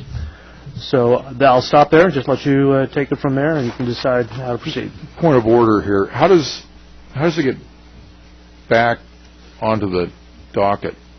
We put it on the docket. But what's the rule as far as who can bring it back, or how many council members have to want to bring it back? It's not. You don't have to do anything with it, Mike. The mayor and I put it back on here to see if the parties wanted to reconsider it based upon the Open Space Conservancy Trust asking us to do it. And if the council does not vote to reconsider it, then it's going to be off the agenda. I should ask questions that I already know. Don't you have to have... I thought this came up before, and it had to do with who voted for the amendment, the people who voted against it, or are the folks that can are the only folks that can bring it back? Yeah, you actually, that is correct, and if there's a motion to reconsider tonight and it's seconded, and there's a vote, and there are 4 votes to reconsider, by math, you will have had at least one individual who was on the original voting group that passed the motion that passed. That's what you need, is you have to have at least one individual that was within the previous majority that passed it to reconsider it. Mr. Mayor, I'd like to move to reconsider the March 19, 2012 City Council decision to direct the Parks and Recreation Director to install tobacco-free park signs at all parks with areas or facilities for children. Second. I'll speak to the motion. Please do. I believe I authored the prior motion that I just moved to reconsider. Yeah, there was no intention to single out Pioneer Park as a smoking park. I would remind both the council and the Open Space Conservancy Trust, which I hold in the utmost respect, that until we passed this motion, there was nothing at all regarding smoking or not smoking or anything else to do with smoking in Pioneer Park. So this is not like the council sat there one day and said, wow, why don't we just invite everyone to Pioneer Park to go smoke? What we were doing is trying to address a problem. What we were doing was in response to a staff proposal that would have banned smoking within 25 feet of sports fields and certain other areas, playgrounds.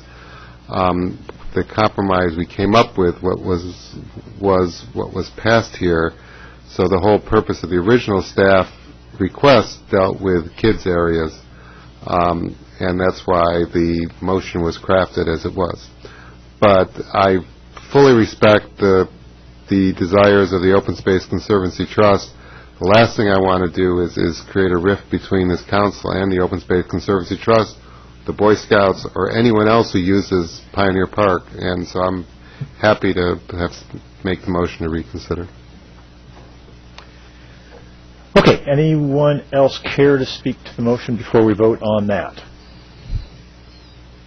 Very well. All in favor of moving the motion to reconsider the March 19, 2012 City Council decision to direct the Parks and Recreation Director to install tobacco-free park signs at all parks with areas or facilities for children, please signify by saying aye. Wait a minute, we're just reconsidering. Yes. Right, we just moved to reconsider. Just moving to reconsider. Okay, right. I'll say aye. Okay, so you're an aye. Everybody else got a chance to vote there. All those opposed say no. All right, motion passes. So we do have it now back up for consideration, and we now have to figure out how to move from here. So I guess at this point, if folks want to speak extemporaneously, they may, or I would be happy to accept a motion at this point. I would make a motion to, basically number 4, at the discretion of the Parks and Recreation Director, direct staff to install tobacco-free park signs in parks and open space tracks where visibility and park usage will maximize the impact of the tobacco-free public health message. Second. All right, so we have a motion and a second. Now and I'll speak to the motion. Thank you. I think that it's what maybe I also learned from the last motion is to let staff do the staff's job on this thing. The reality is the last thing I'm sure that Pioneer Park wants, that the Open Space Conservancy Trust wants, or any of us want, is sign blight. So I am sure that we don't want signs every 20 feet in Pioneer Park or in any other park that with a tobacco-free message or any other message. So I personally am willing to leave it up to staff based upon whatever input process they feel appropriate to put the signage in places where it's most appropriate to try to get across the message of that we don't want tobacco in places where it's not suitable. So I think that number 4 is the easiest way to go on this point and will get us the best result. Okay. Other discussion around that, Jane? I agree. I think option 4 is really the best one. I thought, well, we should just put signs at all the parks and just not distinguish those with facilities for children, and looked at what we have left: Wildwood Park, Rotary Park, Cleiss Park, Slater Park. It just didn't make sense to put signs where it's not really necessary. 53rd Place, the North Mercer Hillside, and I really don't like the idea of sign blight. I think I really trust the staff to install signs where they are necessary. Mike? Thank you, Mr. Mayor. I'll not vote for 4. I think it ought to be number 1. And, we just heard from several citizens about transparency. Transparency is more than just, notifying in the reporter or the patch that we're going to do this particular agenda item or that particular agenda item. You really have to step back from that busy citizen who did have an interest in this ordinance, who originally, we had this on our we had this for March back in January, so it had 3 months to kind of percolate around the citizens. We got emails, we got feedback, and then maybe those who were interested, they watched us on television, and we voted on it, and we had an outcome, and everyone accepted it. That was the process. Done deal. So I support reconsidering it as part of the process. But I want to be respectful of being transparent and giving citizens, again, equal time to weigh in on this agenda item. Whether we do this in now, 3 months, or a year from, it's not going to make a big difference. But to decide on this last meeting, and then now to reconsider, and not only reconsider it, but to change it significantly, I don't think is in the spirit of transparency with the folks that we represent.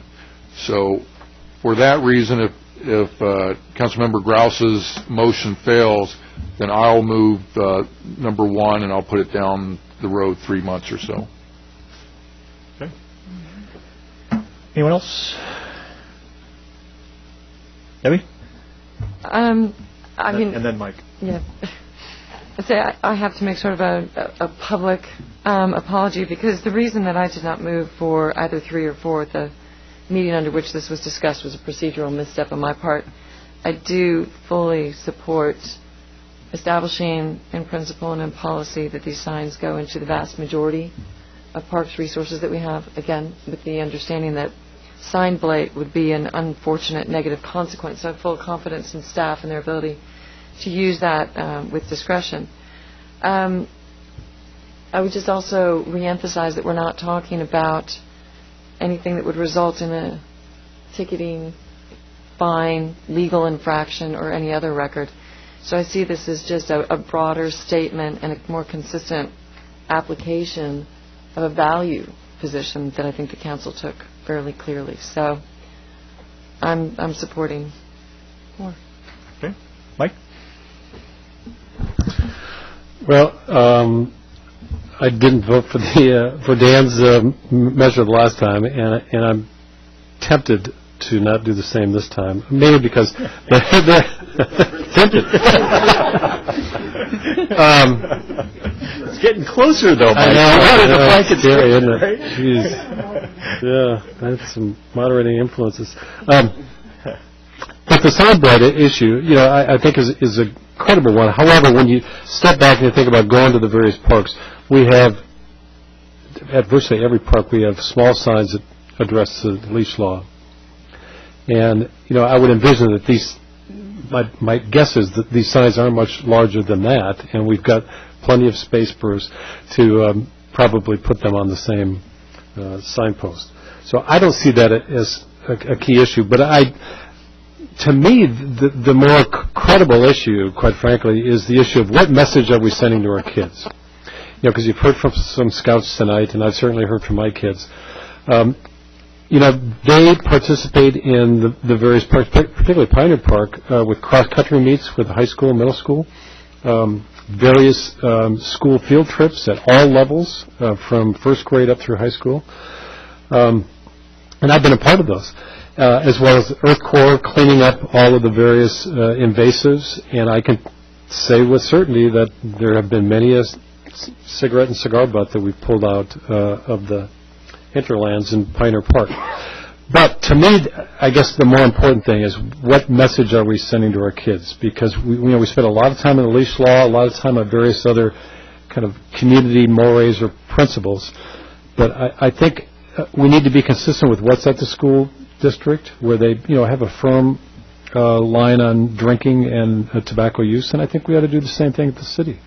And whether it's a criminal infraction or not, hey, let it be what it is, because if we have the authority over how to use that property and we want to maintain public and environmental health, to me it's worth giving out a ticket every once in a while to somebody who's caught smoking in Pioneer Park. I don't want them there. There are plenty of other opportunities to smoke, and they quite frankly don't have a right to smoke in Pioneer Park. It's like I don't have a right to take a can of beer in Pioneer Park, or, you name it. So I think that sends a real clear message to our kids that we're serious about not only maintaining the aesthetic value of the parks, but also the environmental and public health components as well. Thank you. Let me have a crack at this. I think you've had one. I support Debbie's position, which is this is a fairly minor expansion of a statement that we spent quite a bit of time thinking about at our previous meeting, and so I'm comfortable with moving forward with it as crafted this evening. And I think that's it. Mike, you. Thank you, Mr. Mayor, for a second shot at this. It doesn't look like my argument's going to hold, so I'm going to bring up the different points that I had, other than transparency, on moving it down a couple months.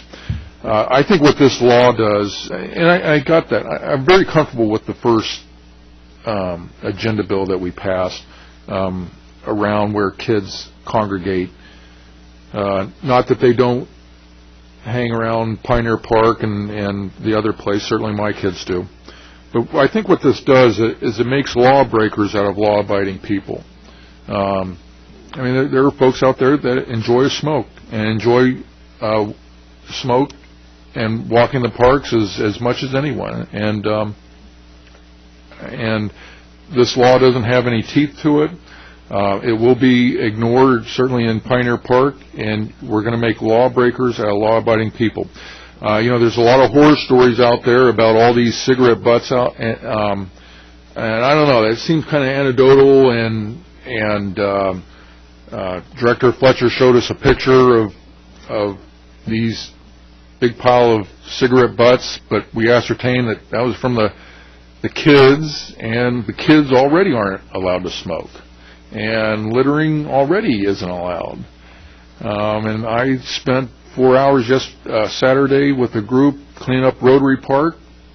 I did not see one butt, and you would expect, given the way Rotary Park is, with the transient nature that park is, that you would see some butts. And I mean, I've never seen any butts at Pioneer Park. I don't spend that much time there, but I did a complete, thorough walkthrough, if you will, of one of our parks that you would expect there to be cigarette butts, and I didn't see any cigarette butts. That's a fact. Again, I'll bring up the argument. It seems like the reason we brought this up was because we got a deal on signs, we got free signs, and everybody else was doing it, if you recall that argument, since this is kind of not a complete presentation of this issue. Secondhand smoke, if that was a issue in the wide open when there's normally a breeze, absolutely, that puts a different health element to it. But I really don't think there's a danger of inhaling secondhand smoke, especially the respectful citizens that we have. If that happens to be an issue, they would put it out. Again, fully support restricting the smoking or putting signage around the play sets and the ball fields and etc. But there's an element of the population that we also must respect that enjoys our facilities, and they also enjoy, maybe actually the younger kids. Of course, they're not allowed to, but unfortunately, at Clyde's Park, that didn't come out correctly. At the Clyde's Park, I think there's an issue with kids smoking there. They're not allowed to smoke. We want to stop it. Get some patrols out there and tell them to stop smoking. Give them a ticket or whatever. But we don't want to restrict those people who are of age and they make that choice to enjoy the parks with the smoke. Thanks, Mike. Anyone else? All right. We are to a vote. The motion is, at the discretion of the Parks and Recreation Director, direct staff to install tobacco-free parks signs in parks and open space tracts where visibility and park usage will maximize the impact of the tobacco-free public health message. All those in favor signify by saying aye. Aye. Those opposed, no. Aye. Motion passes. Thank you very much. Okay.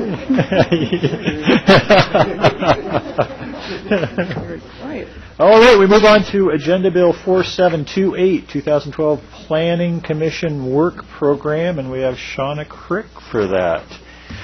Thanks, folks. Welcome, Shauna. Good evening. How are you? Doing well. Good. Shanna Crick, planner, and I'm here today to talk about the planning commission. I'm sorry, Shauna. Shanna, sorry. Jane's headed for the bathroom, I'm betting. Let's take a 5-minute break and give her that chance, and then we'll come back. Yeah.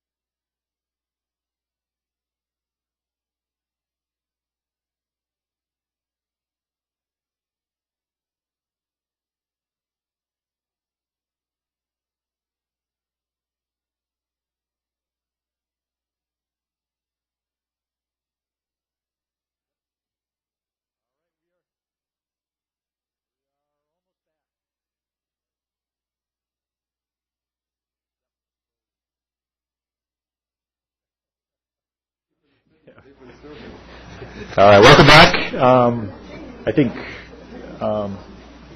Rich, you're gonna do a quick tee up here, and then we're going to turn it back over to Shannon. Back to Shannon, do some detail. Stepping back, little big picture thinking or explanation here. With each of the major boards and commissions, we ask, or you ask, us to work with the commission or the board to come up with an annual work plan. So you have a sense where they are going, and that there is consistency and sort of commonality of purpose between the council and the boards and commissions. So tonight, it's the Planning Commission. In years past, we've had some very ambitious work plans for the Planning Commission. Last year was one of them, and it was because of the Shoreline Master Program. So you'll remember there were 25 or some meetings of the commission and staff to get it ready for you guys. This year, it's much simpler, which is more typical for the Planning Commission over the last decade. It comes down to 3 items that need to be worked on in their legislative capacity. I'll let Shanna describe them to you, but really this is a simple story, and if the agenda bill took you into a more complex place, that's why I'm speaking up.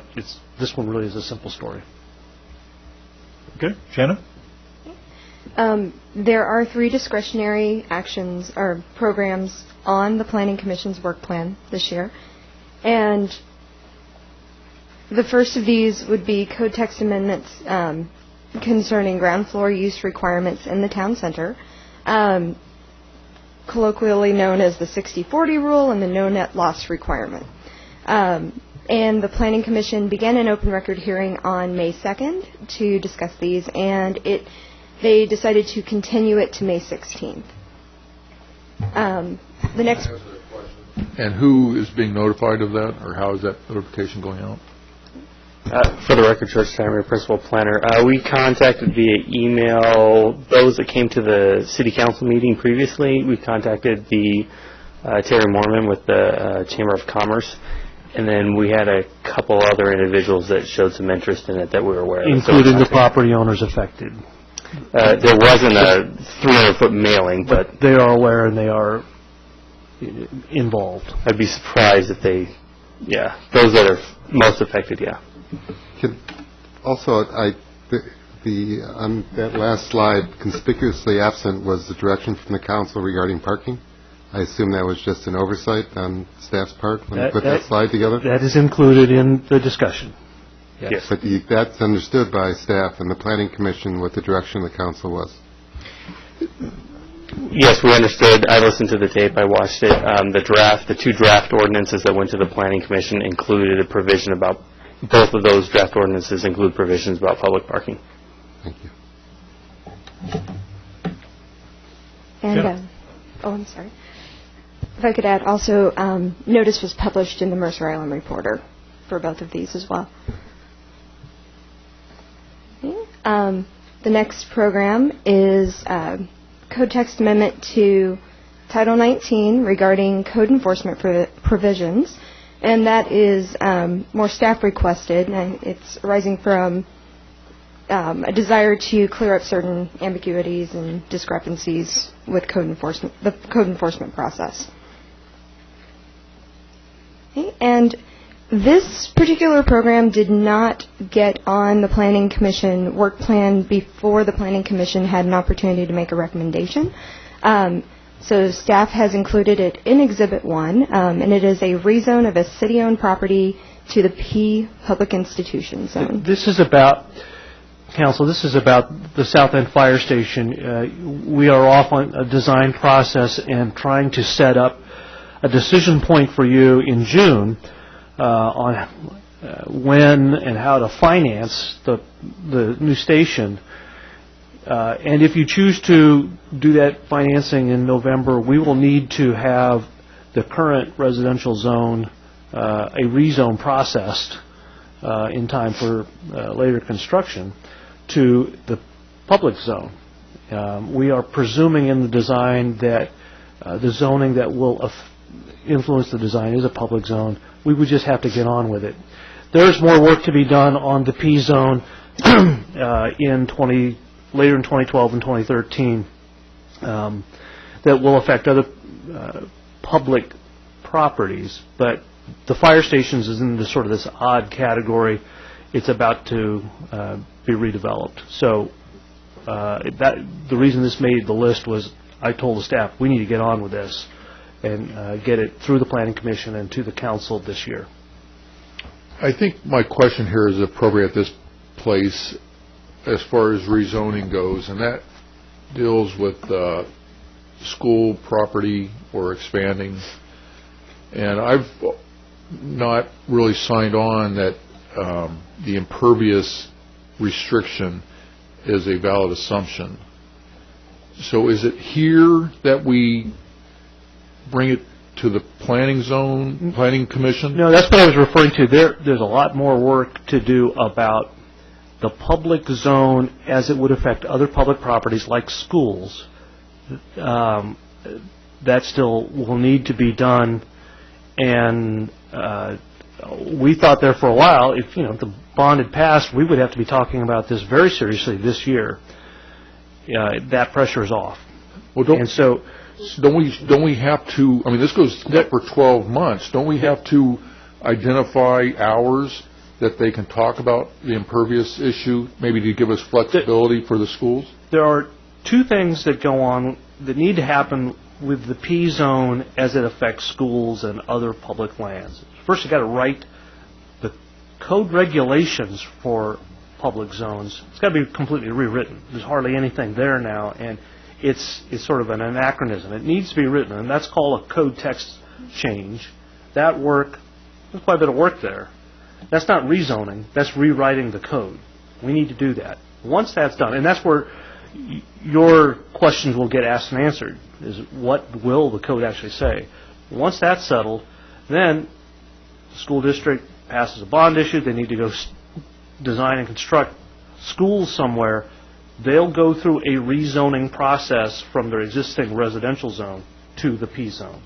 So that's actually a two-step process. What we have with fire station right now is it's a one-step process. We need to get it to the existing P zone designation so that we can just go forward with the design and then ultimately construction between 2012 and 2013. We're on a faster track because council's put us on a faster track. So this is a work plan, a 12-month work plan. When's it from when to when? Well, we're planning through the end of the year. It inevitably carries into January, February, March of the next year. But we'll try to get this done by the end of the year. If when the ad hoc committee gets together, they're going to have a timeline. This isn't about schools. I know. All right. But the impervious regulation, I would think, has to do with rezoning or. When we rewrite the P zone regulations, impervious surface will be one of the regulations will get looked at in the planning commission. Yeah. Well, in the rewriting first. Yeah, in the rewriting by the planning commission, and that'll have to come to the council for adoption. And that's part of this work plan? It's not this. I know, but I'm putting it. No, it's not on a work. It's not on any of the work plan that you see in front of you. What I've told the staff is it's work that has to get started. The time pressure is off of us right now because the school district has a different timeline it's on. But I think we need to get started on it, by the end of the year and it'll go into 2013. I think it's going to take a while. Well, I'm not sure that I agree with you that the timeline it's off of us, because don't we want that's a big assumption, and don't we want to have the assumption or clear guidance as far as where this council stands in flexibility of impervious as it applies to the school as soon as possible, so that we can start early in the process, well before the bond is floated, so that the school district has clear understanding of what they can and cannot do with the property they have as limited with the impervious. I don't disagree with that point. I don't think there's a disconnect here. I still think we need to get started sometime in 2012 after we get this work done. But I still think that can happen. I don't disagree with the hours that you have allocated here, with the distribution of hours that you have here. Well, yeah, I'm not sure staff is in total agreement on that point, but in the end, I guess I get to decide. I'm just trying to be flexible with the staff through the first half of the year. Okay, onward. So the recommendation in the agenda bill is to accept the proposed 2012 Planning Commission work plan as presented in Exhibit 1. And I'm happy to answer any questions you might have. Okay, questions? Donna. Sorry, just to follow up on Council Member Ciro's point. So is this about the commission versus the staff? And so this is what the commission is looking at versus his point about the writing the rezone is more about what the staff will do, and they might be doing things outside of the commission work? I don't think so. So if you're saying it should be started by the end of the year, then should it not be in here? Yes, it wouldn't have. It would have been in there. How do I put this?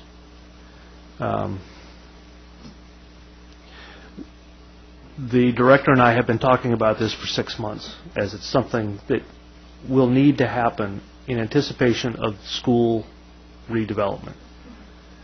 And had the bond passed, this would have been a different work plan. But it didn't. So I'm comfortable with going forward with the way it reads now because we have more time. I still believe we need to get started on the work on rewriting the P-zone by the end of the year. So I think this work plan can work just fine. But there is a piece that ought to be on here about the P-zone that isn't. And it didn't get discussed between staff and the Planning Commission the way I thought it was going to. The bond failure gives us the time to sort of work out the timing of that. Okay, Mike. Shannon, what's the process comprehensive plan review? That's the second paragraph. So this particular reference to comprehensive plan amendments is for the annual requirement that we have in state law. And that's my question. So it's an annual requirement of state law. Mm-hmm. Have we not received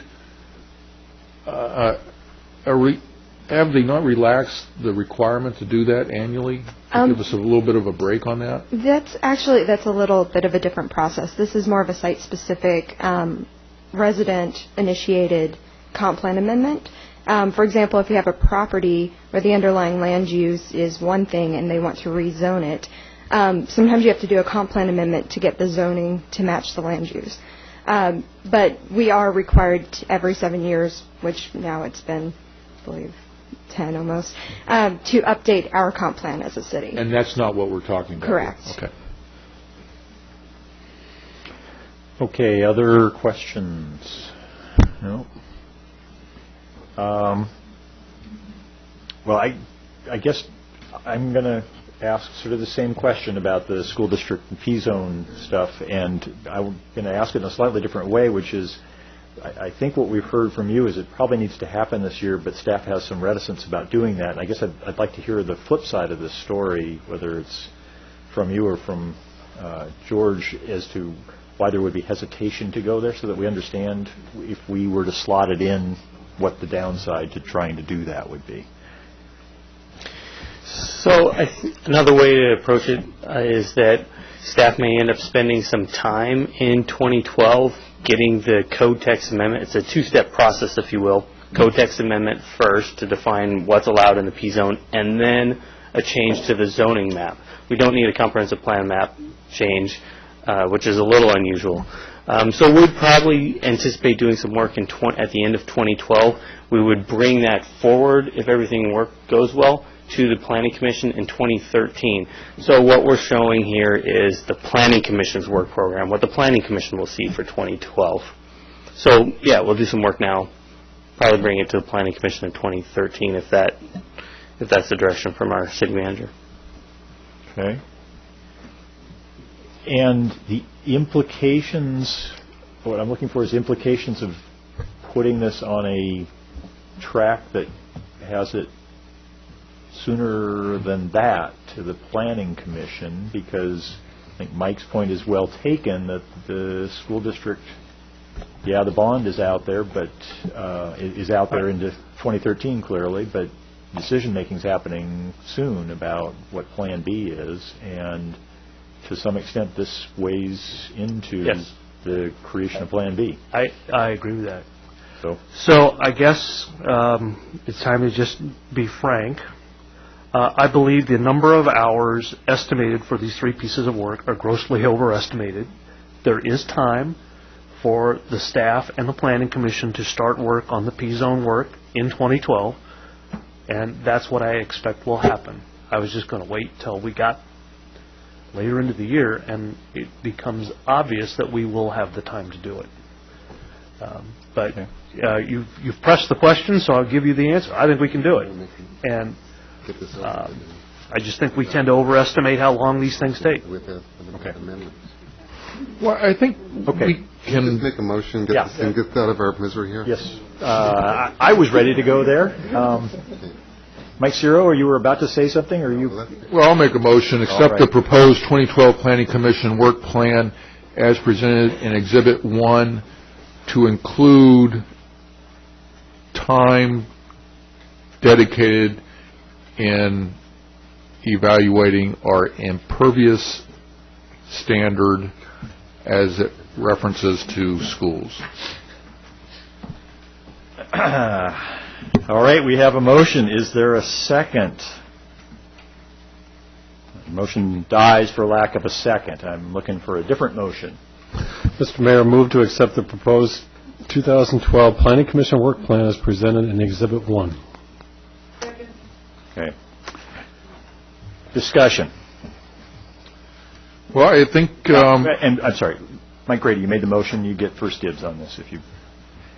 We've had a presentation and plenty of robust questions, so I think it stands on its own. Thank you, Mr. Mayor. Okay. Thank you. Mike Ciro. I'll support. I just want to make the comment. It's a missed opportunity to get this impervious thing up to the citizens' awareness and include it as a specified task in the work plan. I mean, it's taken my time to review this, so it must be relevant. That's why I'm addressing it, and that's why I wanted it on there, and it would be good for the community to show our another step in showing our documented involvement on moving this ball forward. But I'll support it, given the realities of what we have. I would move to amend the motion to amend Roman numeral 5 to say reclassification in paren rezone of a city-owned property followed by school district property to the P/public institution zone. So adding the words followed by school district property after the word property. All right, we have a amendment which has been offered. Is there a second? Second. I'm sorry. Second.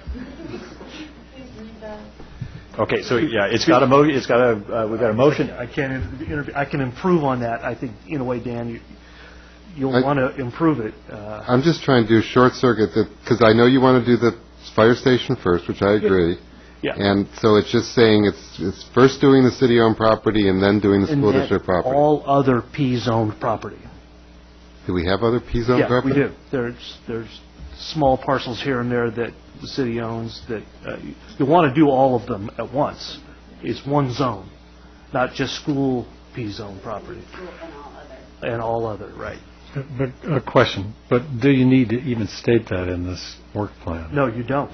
Yeah. Well, but if you want to... You've got plenty of flexibility with the outline, with the amount of hours dedicated. Well, can I back up a question? I mean, right now, school district property is zoned what?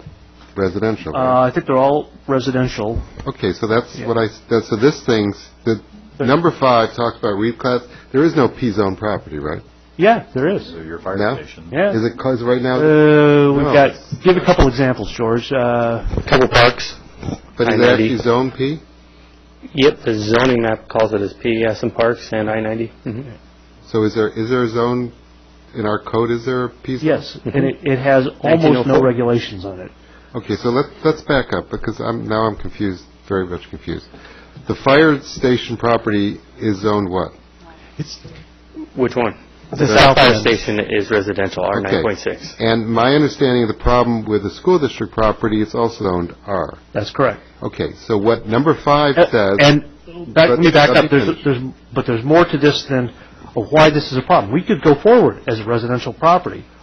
The disconnect we have is in the I understand the comprehensive plan. I totally get it. All right. Okay, so number 5 now says reclassification, rezone of a city-owned property to the P public institution zone. So, and I understand the purpose of that is to rezone the fire station. And my understanding of the next step in this process is we're going to have to look at school district property and also zone it to a P zone. No. The next step would be to look at the P zone in the code itself and write text. Write the regulations that will apply to all P zone property. But right now the school district property is not P zoned. That's correct. So the first thing you want to do is write the regulations for the zone, and then you do a rezone. Okay, well that's not what V does. I mean, 5. No, it doesn't. 5 only talks about reclassification of the fire station to the public institution zone. It doesn't talk about changing the P zone. That's correct. That's right. And so it's really a 6 that's needed. Okay, well, why don't you tell us, Rich, what you want to what you want here? Because clearly the council wants to deal with the school district issue some way. Tell you what, let's do it this way. I would urge you just to adopt the motion as it reads. I will get with the director and we'll come up with a game plan and a timing for doing what will amount to being number 6, and we will bring that back to you to add it to the Planning Commission work plan. Because trying to do it here is just not going to work. Okay, I withdraw the motion. Okay. Amendment. But I hear you that you guys want to get this formally done. We'll do that. Yep. Okay, discussion on the motion. Seeing none, all those in favor of accepting the proposed 2012 Planning Commission work plan as presented in Exhibit 1 signify by saying aye. Aye. Opposed? Motion carries. Thank you. Thanks, George. Thanks, Shana. Shauna. Yeah, Shanna. I quit. You know what? That's part of it. I got the whole Tana rhymes with sauna thing and went totally awry after that. All right. You get in trouble for that one. Yeah. We move to Agenda Bill. Thanks for folks who came for that. We move to Agenda Bill 4728. No, we don't. We move to Agenda Bill 4729, Island Crest Park Bike Path Feasibility Plan. Ann, thanks for... I'm sure there's a proper procedure here, but the people in the audience are waiting, I suspect, for the agenda bill that we added. Could we move that forward so that they... You were so close. I need it open for discussion with the council. Well, let's do a quick show of hands. Who's here for the one I just named, the Island Crest? Who's here for Island Crest Way or the Island Crest Park Bike Path? Ed, what are you here for?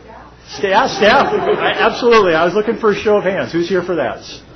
All right. I got 4. Who's here for School District City?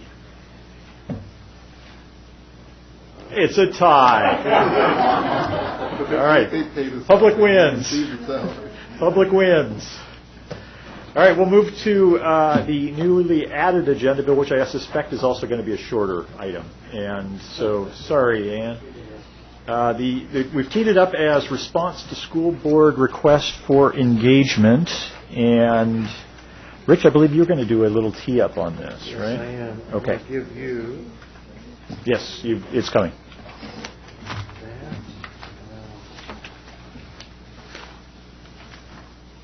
Sorry.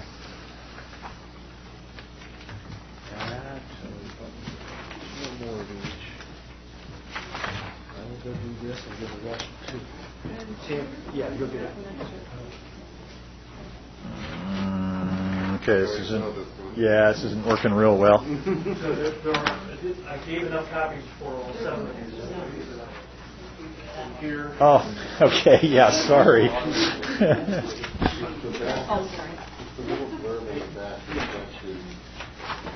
He's got copies.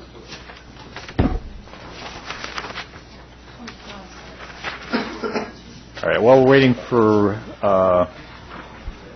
Rich, I'll tell you there are 4 different items here, and we will be starting from the broadest and working to the most narrow.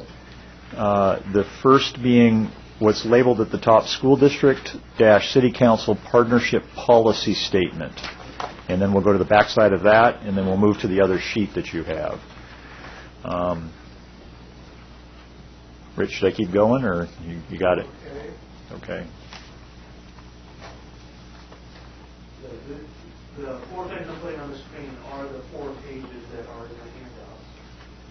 I'm quickly starting with the policy statement, and I won't go through this in any kind of detail, but this is background. You're harking back to when the city and the school district got together and helped finance the synthetic turf at the high school football stadium. It was shortly after Lieutenant Clown came to the district, and he and I got together and decided it would be good for both the school board and the city council to have a policy statement that said, in those areas of mutual interest, we are going to try to work together. And that's basically what this says. And that's kind of the time frame when we started it. That's 8 years ago.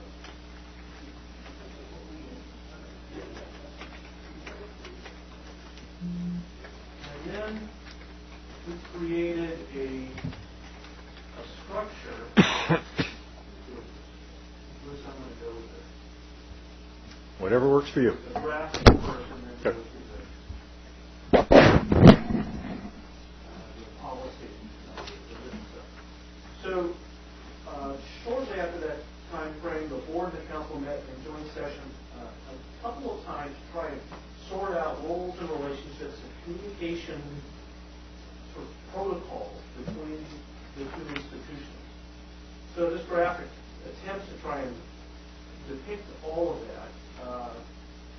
The top half and bottom half are the differences between the elected officials and the appointed officials, or the staff of the organization. The left side is city of the graph, the right side school district.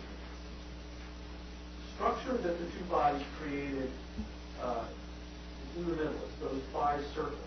And I would call it the partnership committee, the mayor, the board presidents, superintendent, and city manager. And the 4 of us, we meet several times a year, and our goal is purely a process, or our role is purely a process role to help try to manage the relationship and the agreements between the 2 bodies to go work on things. We recently had a meeting. We had 2 the last month. Yep. To talk about how we're going to manage the discussions going on between the board and the council with respect to school development. Back then, when we created the structure, we also created a structure called the ad hoc committee that takes issues.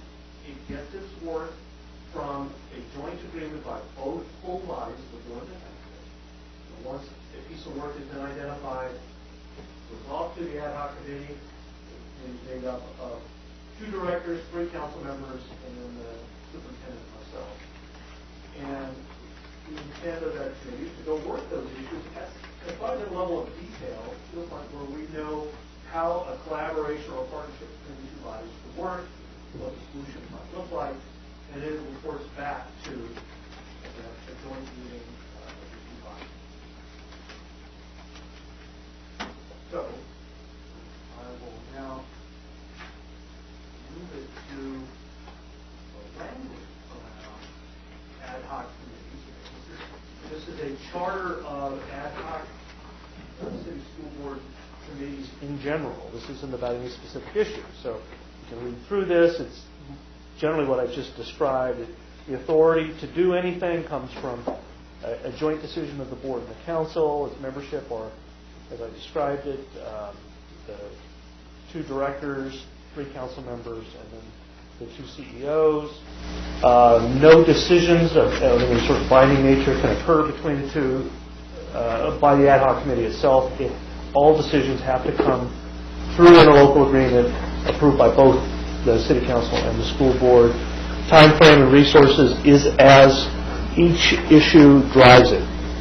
So the ad hoc committee actually, when it receives a topic or an issue, either the joint body creates, actually ultimately, the joint board and council creates a charter for that issue.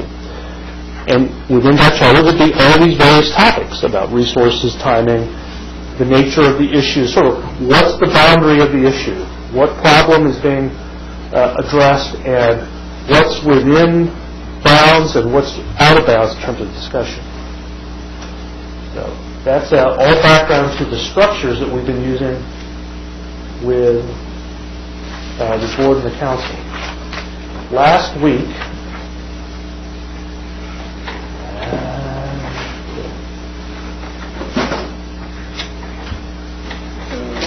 hang on a second. I'm not going to use the screen. Just go to the back of the page, or the page that says notes from the school board meeting of 5/1/12. That may actually have been 5/2. I don't remember, Dan. What was it? Tuesday or Wednesday? Tuesday. Then it was the 1st. The board met in special session that afternoon. The superintendent called and asked for me to come to the meeting to describe a little bit more about where the city was on this topic of City Hall and potential redevelopment of downtown, because it ties into what some have described as a potential 4th elementary school site being here at City Hall itself. So I did that. Dan actually also attended, and he joined me in addressing the board to kind of sort of help them understand where the city was at on those issues. The board voted that afternoon to ask the council to engage in a discussion of elementary school options, and to engage the ad hoc committee to write a charter for that kind of a conversation and bring it back for discussion and ultimate approval at the joint meeting between the 2 bodies on the 21st. So what kind of guidance did you give to them as far as the City Hall site? Or how did that come up? Rich, well, so I might suggest that you're headed into a level of detail which we're not quite ready to get to yet. I mean, was that detail? No, I mean, Rich answered. Rich gave a description of the project that is being worked on in the TOD project. The TOD project. He explained the history of that, what the council had done with the studies that have been it has commissioned, that there was a possibility as part of that the City Hall might move down there. That has not been, it's just in a very preliminary idea stage, and that if that happened, then the City Hall property might be a candidate. But it was. Yeah, I see where that's going, but I think the intent was, as we heard up here in public testimony, was that all options remain on the table. And that no one said anything other than that. You asked whether there was a reference to City Hall, and Rich just gave the history of what is going on with the TOD, and there was no suggestion that the council or that staff was offering up the City Hall property, to the exclusion of any other property. I told the board that I hadn't even had this same conversation with you guys, that this is barely on the council's radar screen. You hadn't even been briefed on the status of the project. It's way early, but it is one of the possibilities. So I only put it there they want to have a conversation that's not just about that. They want to have a conversation, as you heard some of the public testimony tonight, that there be discussions about elementary school sites. So, Mr. Mayor and Rich, what do you want us to do tonight so that we don't get down in the weeds talking about various sites, et cetera? Yeah, thank you. Yeah. So I'm going to sit down, Bruce. Yes, please do. At this point, you've keyed it. I don't want to own this from here. No, you've keyed it up sufficiently, I think. So thank you, Rich. So the school board, I think, the simple way to look at this is the school board has said, City Council, we're ready to invoke the ad hoc committee and go to work on this if you're willing. And so it's come to us now to either accept or reject their proposition. So I think for tonight, really all we're looking for is a council decision, yea or nay, as to whether we agree and want to invoke the ad hoc committee for it's existing, isn't it? I mean, don't we already have it? I'm sorry. The ad hoc committee exists. The question is, do we want to assign the ad hoc committee this task, which they've proposed? So that's what's before us, and so I think what I'm looking for is a motion, if somebody's willing to make it, which would say as much. There's actually a little more background Go ahead. detail that you should be thinking about when you do this, because certainly the school board is. At the same time that they had this conversation about engaging a dialogue with you, they also approved hiring EMC Research to do their survey. And Ian was there, laid out the whole thing. They decided to do it. They're also going to have a committee to help design the survey. They asked for some input, participation from the City Council. The mayor can appoint. They've asked us to select one person to participate on what they're calling a survey committee. They're going to invite or identify people that would be considered supporters of the bond and people that were identified as opponents of the bond to also participate in that. So they have some process that they want to go through just to get the survey done. They pinpointed June 26th as the date at which they would release or present all the results from the survey. That becomes a very important milestone in their process. They hope to have data that will help answer the question, why did people vote no?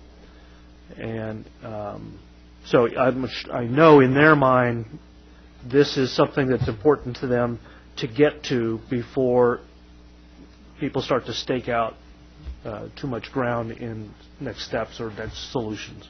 Right, but at the same time, what was presented to the school board was that the ad hoc committee would meet once before the next joint school board city council meeting on the 21st, I believe it is. Yes. And report to the joint bodies as to its proposals for a process to move forward. Now, that doesn't mean that the school district, in its wisdom, cannot decide at some point down the road that it wants to withdraw from the process. If, based upon the survey, they conclude that they have no interest in looking at a fourth site, then that's always been up to the school board to make that determination. The city council has no voice in it whatsoever. But in order not to, in the event that the school district intends to proceed down that road, I would hope the ad hoc committee could have one meeting at which we can discuss how this would be played out over the next several months, and then present that proposal to the joint meeting for both bodies to say yea or nay. And it may very well be that the proposal is that we do very little between now and June 26th. I don't know. But when Rich and I were talking to the school district, what we proposed to them at the time was, in order to make sure everyone was on the same page, that the ad hoc committee would give some presentation to the board and council at the May 21st meeting.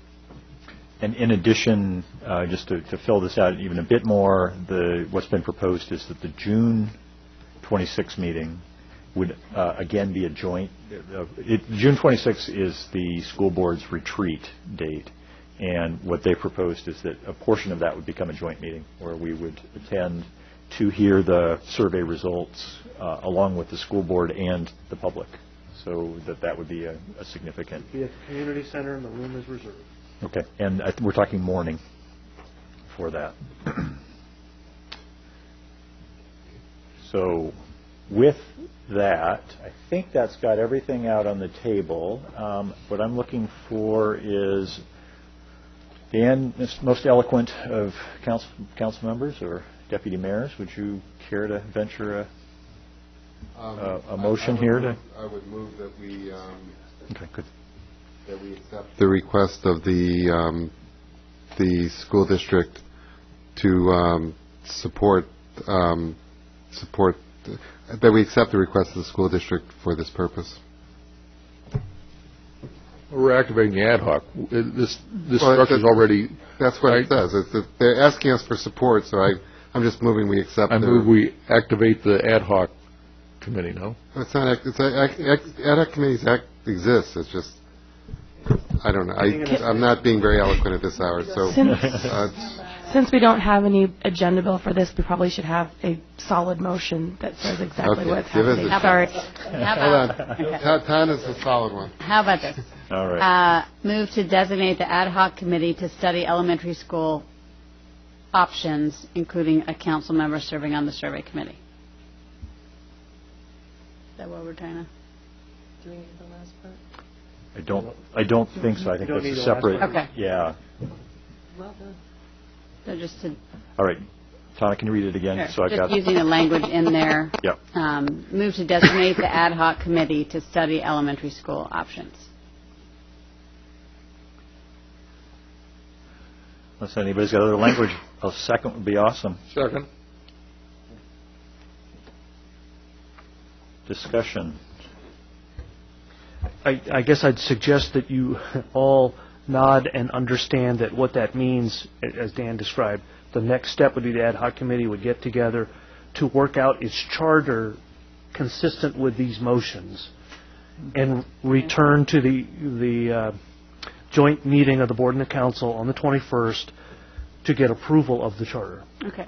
I'll amend my motion to say that specifically. So Well, moved. Can I? He wasn't. You don't need to. There. I was just kind of going on the record and have you all say, yeah, I understood it that way. Okay. That's what the next step will be. It's on the tape. It's on video. So. Okay. Okay. So we have a motion to designate the ad hoc committee to study elementary school options. We have discussion. Awesome. Okay. So all those in favor of that motion signify by saying aye. Aye. Opposed? Motion carries. Great. So with that, we have this further responsibility of assigning somebody to the survey committee, and Jane, I'd like you to take that role. I will. So, thank you. very good. Okay, we're done. Thank you, citizens, and thank you even more, staff, because you got the short end of the stick on that. So. We now move on to Island Crest Bike Path Feasibility Plan. Ann. Clarify, June 26th, should we reserve time on our calendars? Yes. For morning of. Morning of, yes. Yeah, well, I think I remember seeing 9 o'clock as a start time for that. 9 till. Yeah, I'll get something more precise like tomorrow. Yeah. We Gary said be ready for 100. So. No, I mean, how many council members show up? No, it's an It'd be a public meeting. Yeah. Official joint meeting? Yeah, that's the expectation.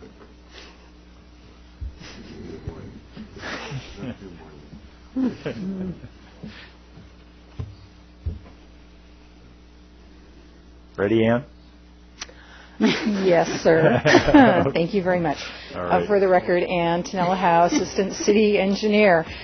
And, oh boy, okay, we're just going to jump in with both feet here.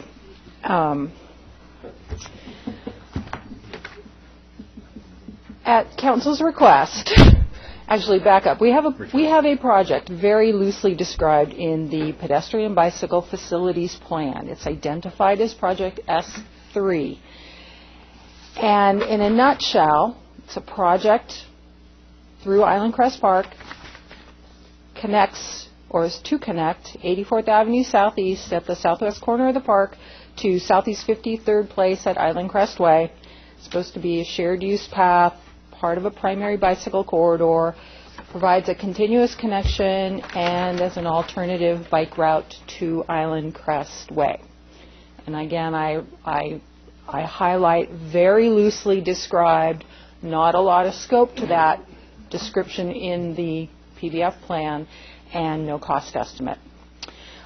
So at the request of council, we looked at the feasibility of putting a bicycle route through Island Crest Park. And given some of the other conversations that have gone on about Island Crest Way and moving bikes off of Island Crest Way, what staff did was look at the feasibility of providing a multi-use transportation facility. And I emphasize that as well because a transportation facility, in my mind, is slightly different than a recreational facility, which is probably what is already in Island Crest Park. Part of what a transportation facility, in my mind, means is that we're following national standards, so AASHTO standards, American Highway Transportation Officials standards. And what that means, or what that then looks like, is standard pathway width for two-directional bicycling traffic, and that's usually 8 to 10 feet wide with shoulders, gravel shoulders on each side. That's a surfacing component that is usually hard surface, and that translates to asphalt or concrete.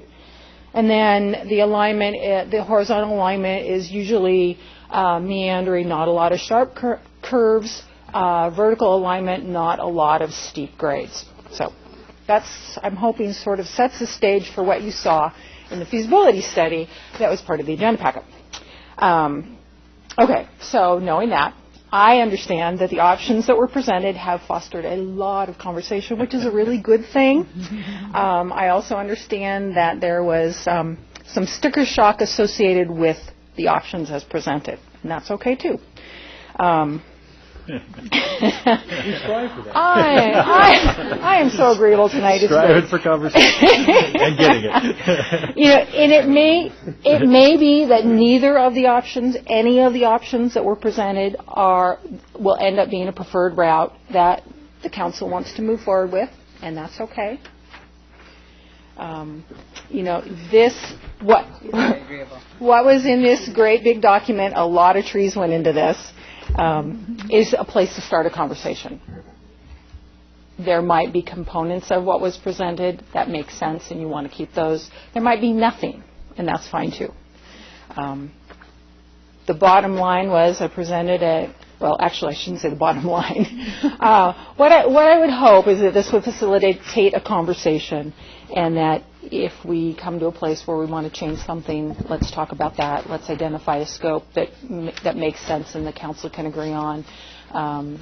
If there is a preferred alternative that comes out of this discussion, we can then talk about how that moves forward.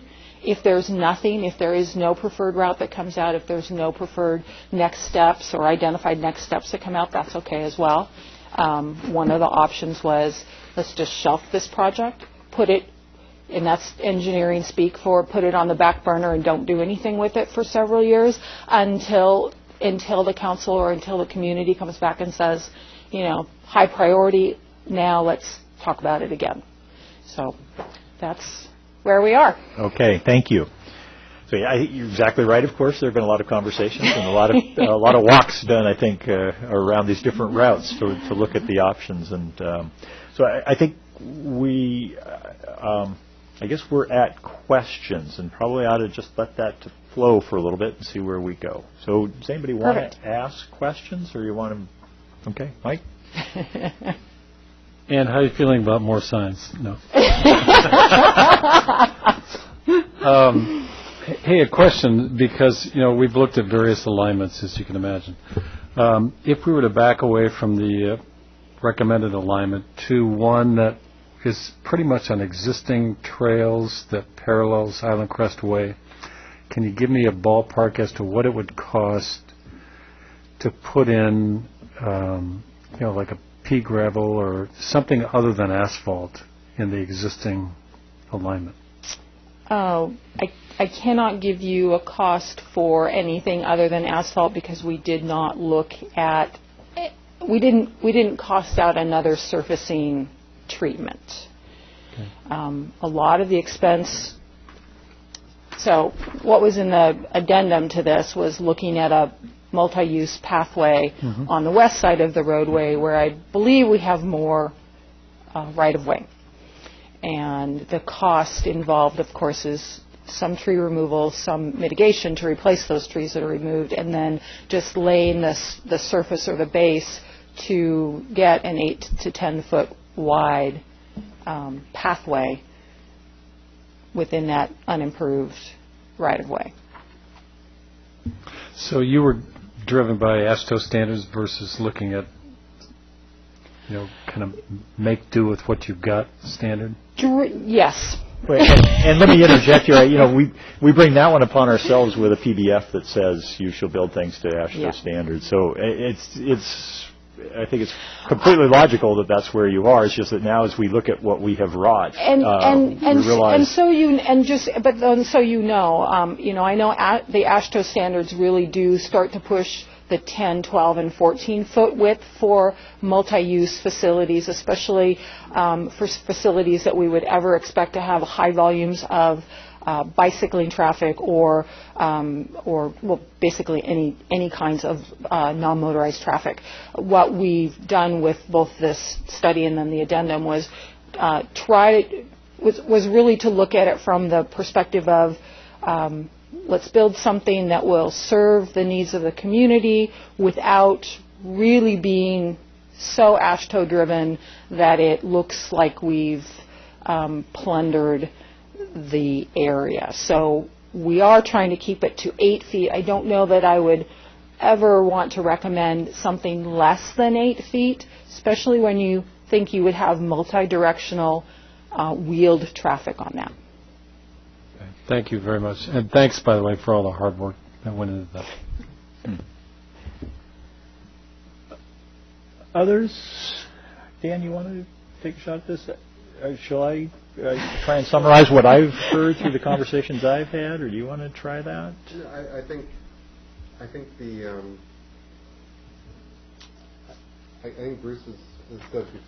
Bruce has said that I think we understand how we got to where we got to.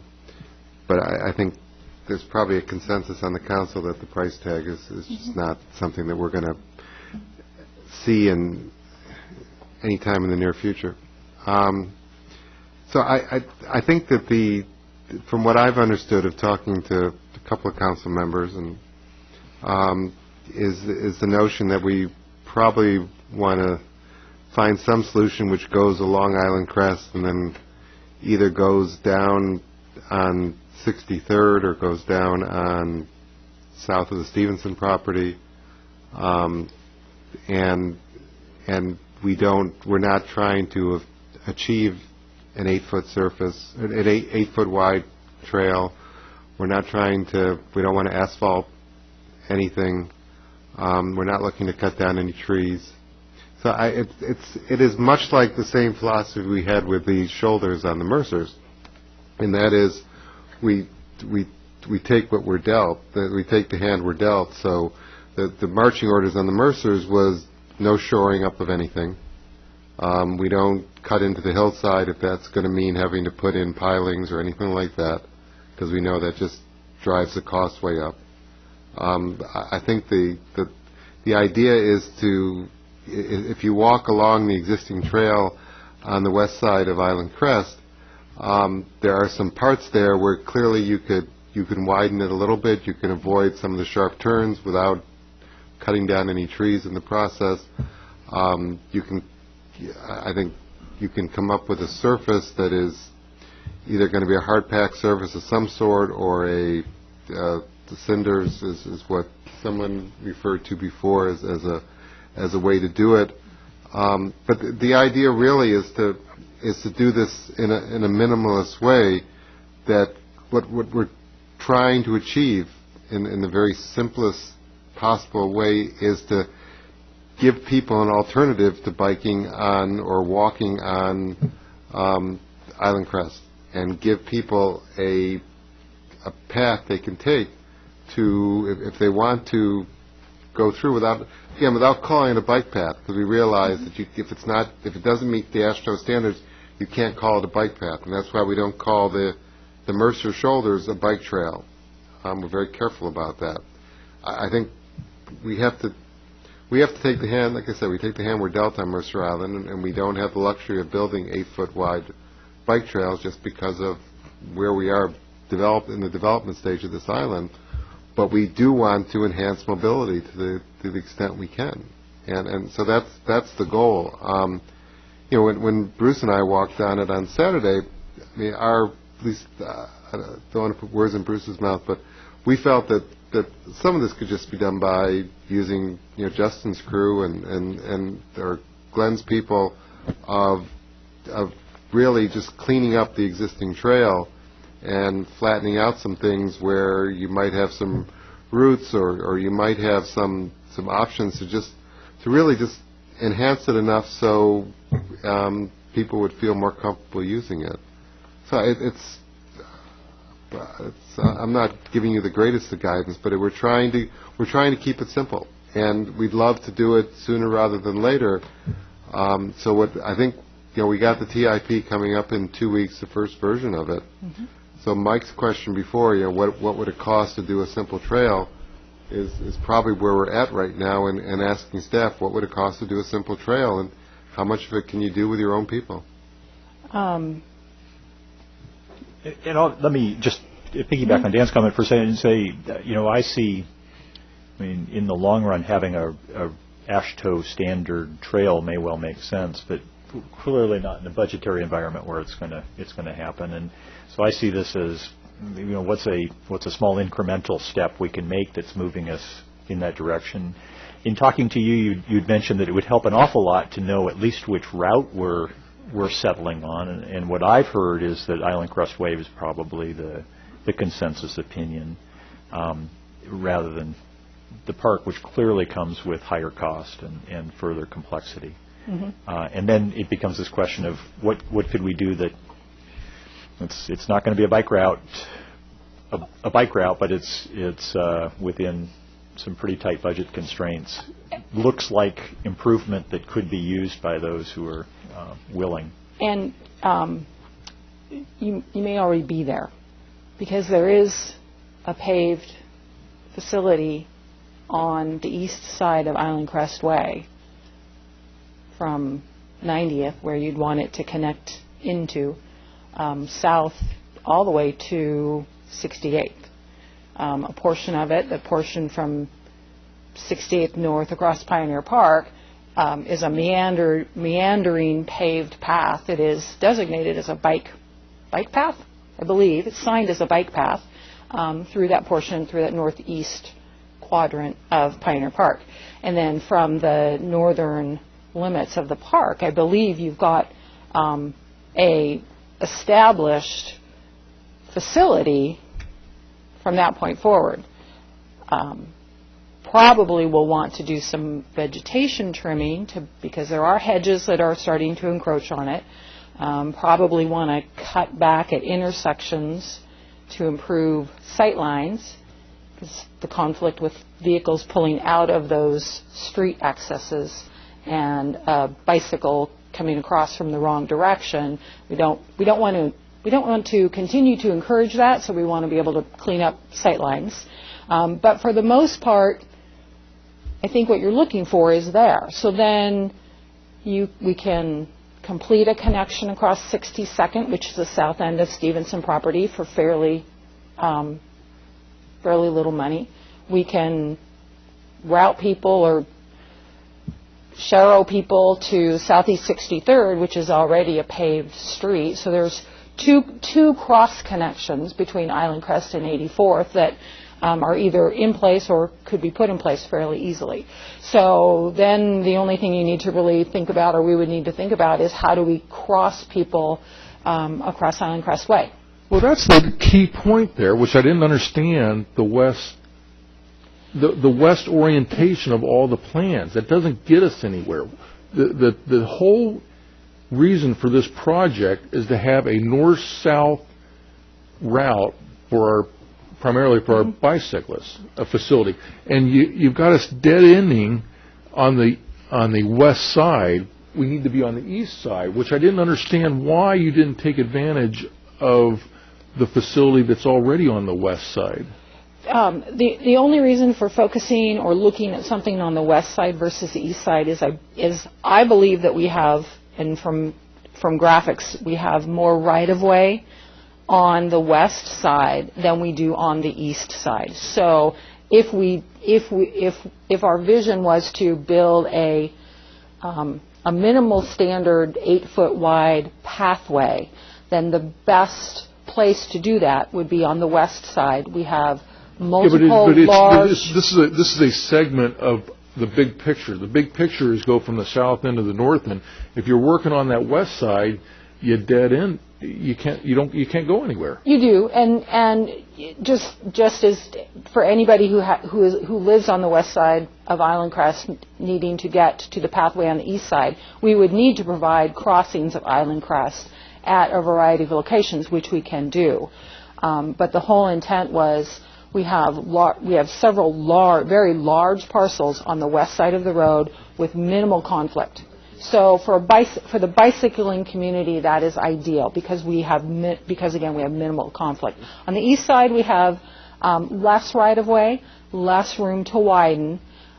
Even though the hedges are in the public right-of-way, anytime we touch one, the community whose property is being screened, contacts us to let us know that. We have right-of-way on the east side and the west side, but it's not equally dispersed around center line of the paved roadway. So, and the option. It seemed like the east side, which there's already some facility there, could be explored and make a feasible, completely north-south route.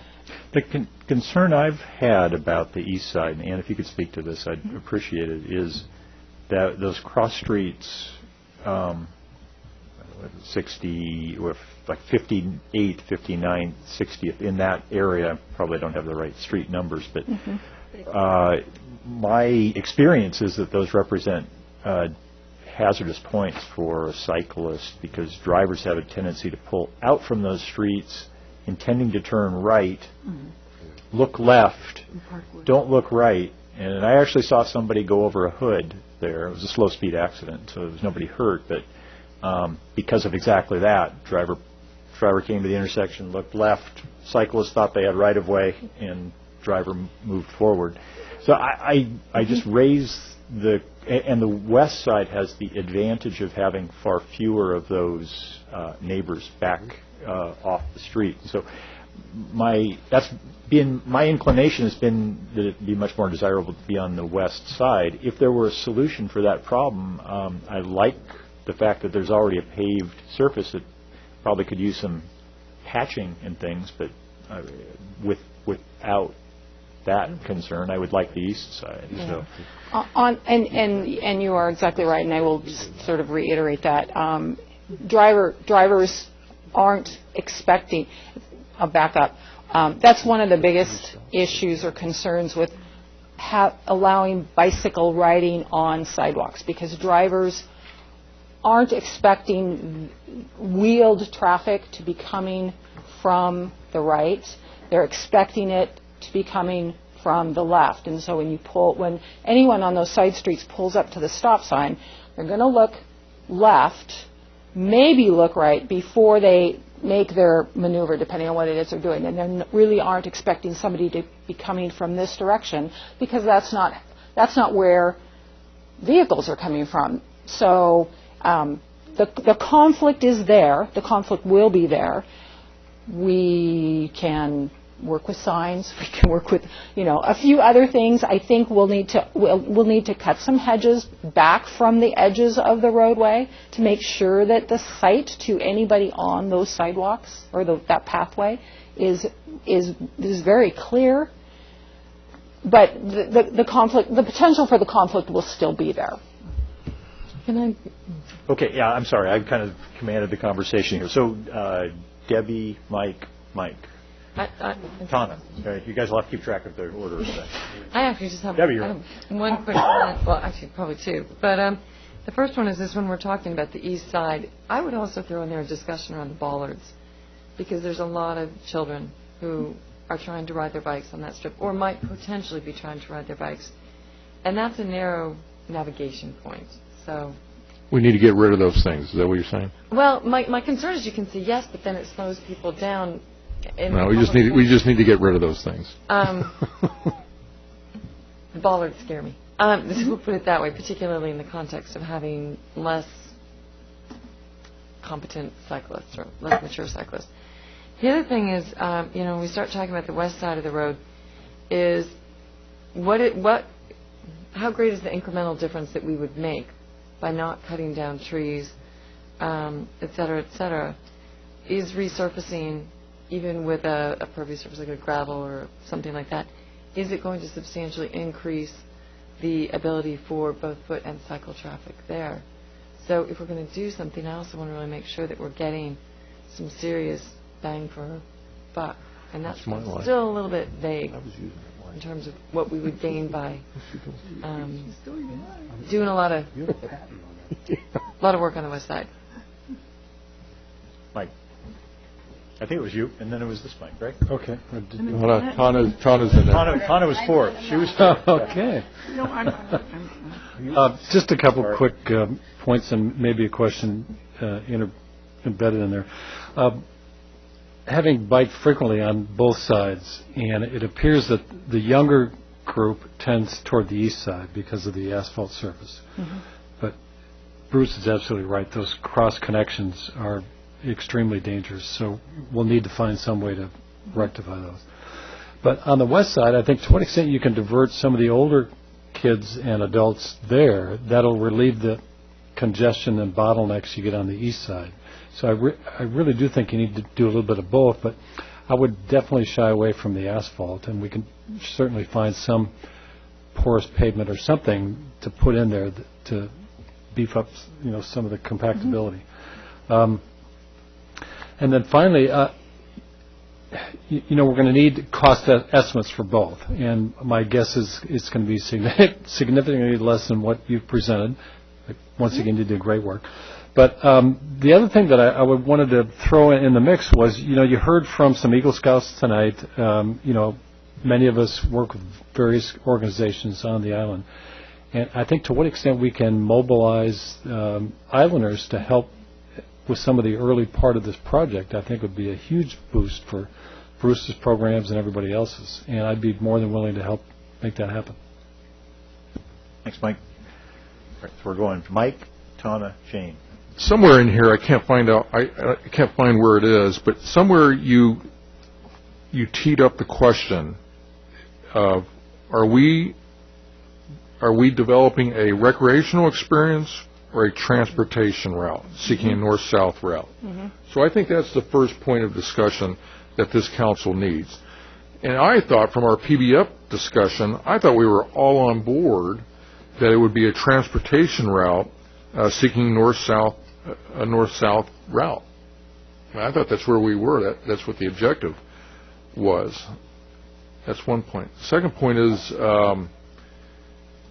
I appreciate the issues with the cross streets on the east side, but I see a lot of facility already on the east side, one. And two, here again, keeping in mind that the objective is a complete north-south route, I thought the key node was right there by the mailboxes, getting folks to the 90th Avenue Southeast, right? Isn't that where we want to get?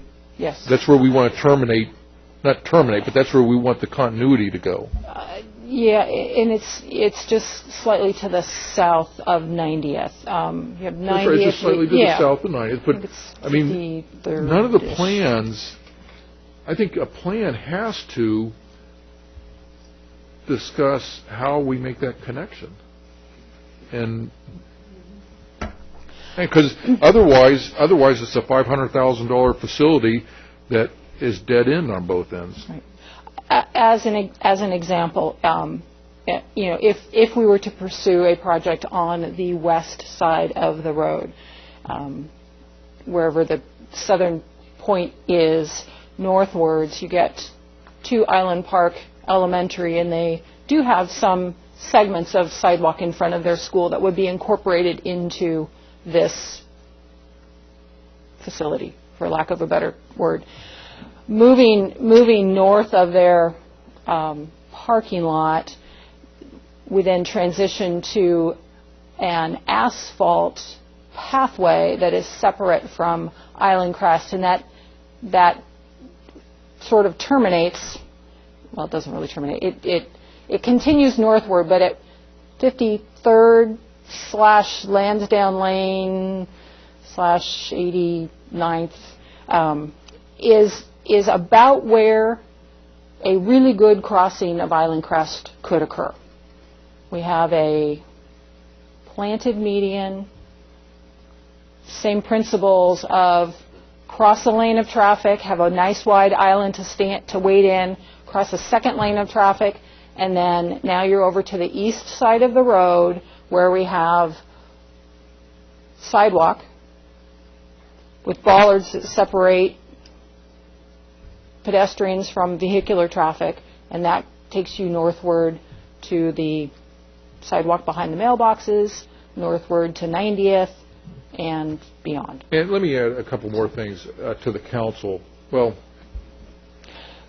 I think it's beneficial that we get some numbers here and see, oh my goodness, it's easy to say we want to go through the park, but then we want an 8-foot facility, 10-foot facility, we're going to have to start cutting down trees and stuff, and that kind of puts things in different perspective. And I think we're there now. Mm-hmm. We're understanding some of the cost benefits.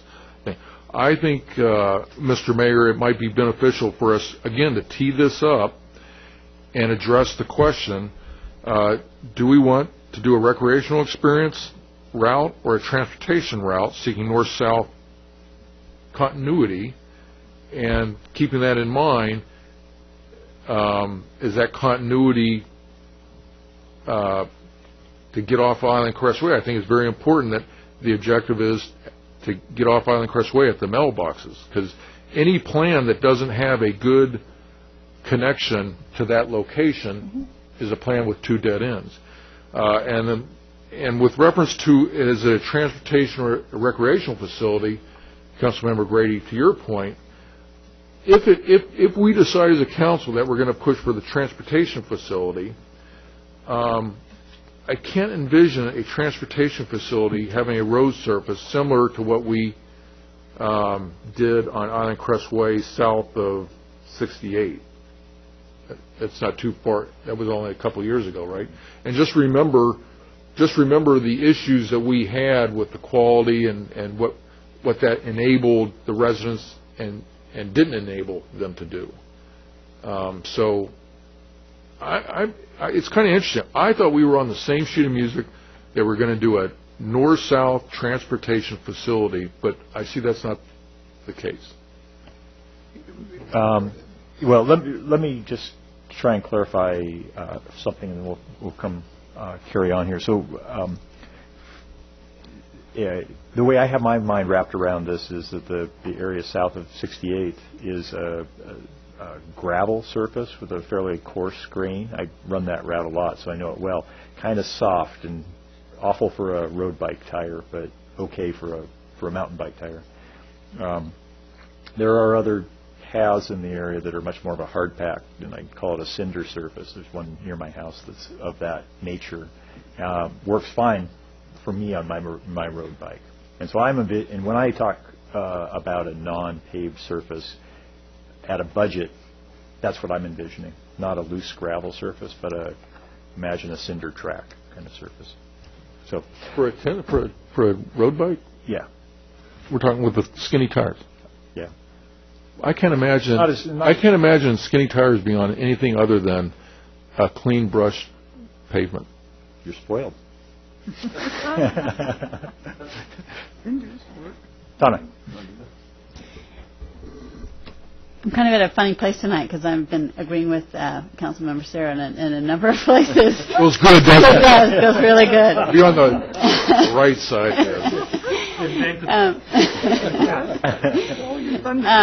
As he pointed out earlier tonight, I am a Mid-Island resident and probably use this kind of exact area that we're talking about, I dare say, and with my kids and my family quite often, maybe the most of people here. And I think when I was looking at this bike path, I was getting to that exact point of, okay, let's not look at just what this is proposing, but how would it actually be used? And the way that, with the idea that the new section is over near 90th by the mailboxes, and what's proposed here, there's no way to connect those two as it stands in this plan. And I think, as we all know from the crosswalk lights that have been put in and things like that, that is $100,000 or a grant and a multi-year process and a major ordeal and might involve restriping or redoing some type of roadway. And so just having the idea that in the future we might put in a crosswalk there without really having that already in place seems like we're not really providing that continuous path.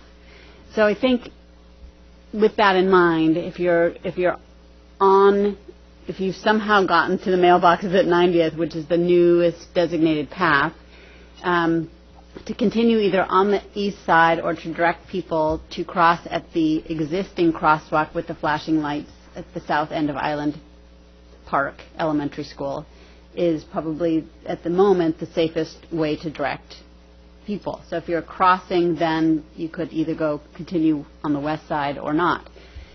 Again, depending on cost and usability and thoughts, my family, what we do is we currently come up Island Crest Way, barely breathing the entire way from 47th to Island Crest, cross over there to the east side of the street, and then go, reminding my children to look both ways at all those intersections 20 times. So my thought is that are there ways to make that east side section safer? Because it is a natural path. It exists there. It's what people already use. We're not trying to change behavior because people will continue to use that even if there's the other side. I know on 72nd Street they put in the kind of raised sidewalks at the intersections. Is there something where we can put not just signs, but at those key intersections, a slightly raised sidewalk such that cars would have a natural tendency to have to stop or slow down at those and have the kind of visual clues and the physical clues that there's something in the path there, because people are going to continue through Pioneer Park on the east side all the way to 68th. Then my natural continuation is you're at 68th and Island Crest, and one of the reasons why you're going down there is not only for enjoyment but to get a cup of coffee. How do you get from 68th and Island Crest Way to kind of the QFC shopping center? And so looking from there, how do you along 68th, how do you get from 68th, continuing that path to the shopping center?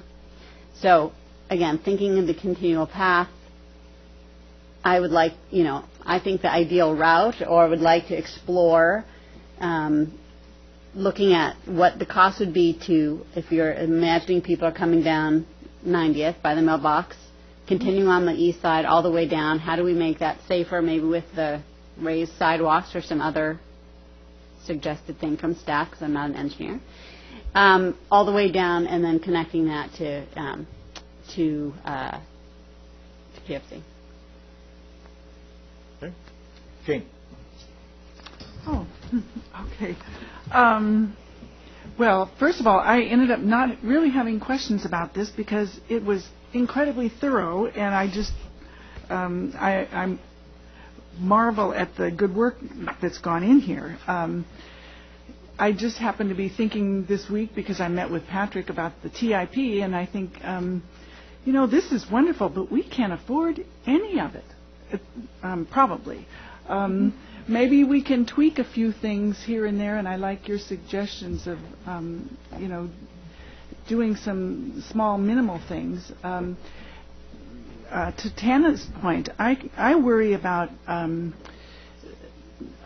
looking at the sidewalk on the east side of Island Crest Way as a bicycle path. I think it's a big mistake to sort of direct bicycles onto pavement.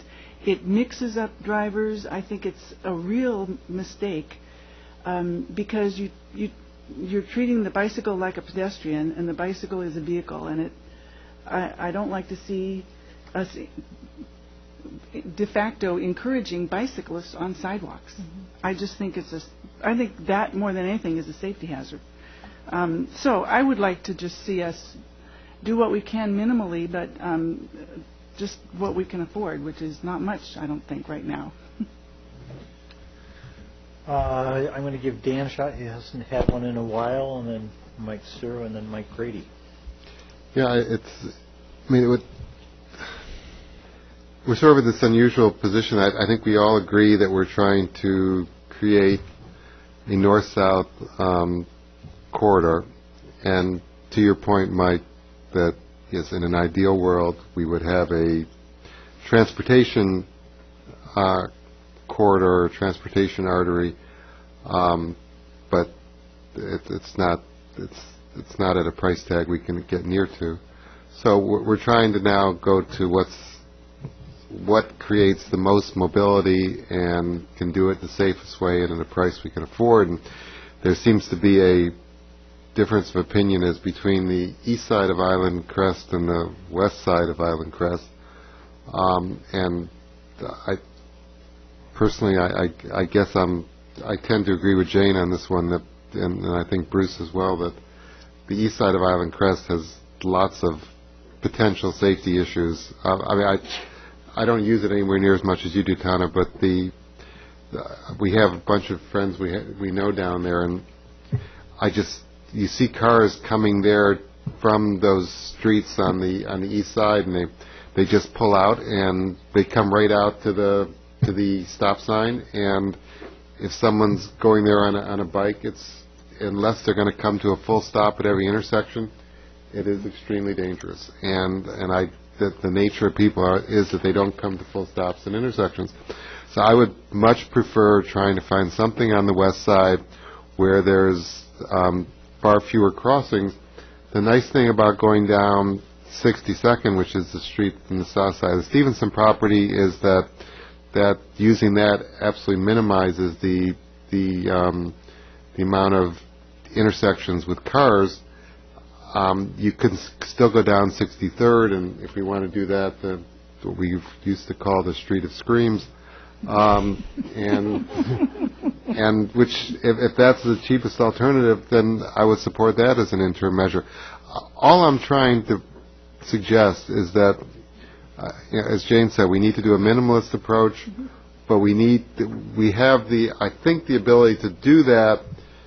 Even if we do nothing else in the first stage, but do something just minimally improve the trail on the west side, give it some sort of cinder surface, as Bruce has said, come up with a crossing either at the mailboxes or on the other side or south side of Island Park, and I don't have a dog in that fight as to what the preferred way to do that is. But I think that from what everyone is saying, we have the East Siders and the West Siders, but I think maybe that's what we need to decide if we're going to decide as a council. Do we want to pursue the East Side or the West Side alternative? Because they're very different options, and so maybe the best thing to do is first just get a straw vote as to the East Siders and the West Siders, and then start trying to figure out what the other issues are as to whether we want to go down 62nd, go down 63rd, and start parsing through this thing step by step. Well, Councilmember Grouse, I'll back up one. I think the issue is, do you want a recreational or do you want a transportation? If you want a recreational, the west side would. That's easy. I want a connection, and whether that's used for recreation or transportation, I want a connection we can afford. So let me talk about whatever you want to call it. Let me talk about the affordability part of it. I think we might be looking at a little bit. I'll throw this out. With reference to the affordability, I look at this as an extension of our Mercer project? I mean, certainly whenever you guys had the foresight to throw out the Mercer shoulder process, I mean, the amount of money that, the price tag on that is huge. So I look at this as either evaluating sections to do here as competing to the Mercer shoulders. And maybe we finish the Mercer shoulders and then take that $250,000 we've been doing annually and do it toward this project. And I'd like to also keep in mind that one of the, yes, on the southern part, south of 90th, may be expensive, but once you get to 90th, you open up on pretty inexpensive facility the rest of the island. So, I mean, you could make the argument that, hey, you've got 500,000 here, but actually you've got 500 or 550,000 all the way to the north end. That's the mailbox there. But Mike, the only problem with that logic is that the thing about the Mercers is it all connects in one big loop. And if we ever get it done, then we will have accomplished one huge loop that people can use. This, at the end of the day, there's no hope to extend this other than on city streets. You have one end and you have another end, and there will never be a continuation of that trail other than on city streets beyond that. And there's nothing we can do about that at this stage of the development of the island.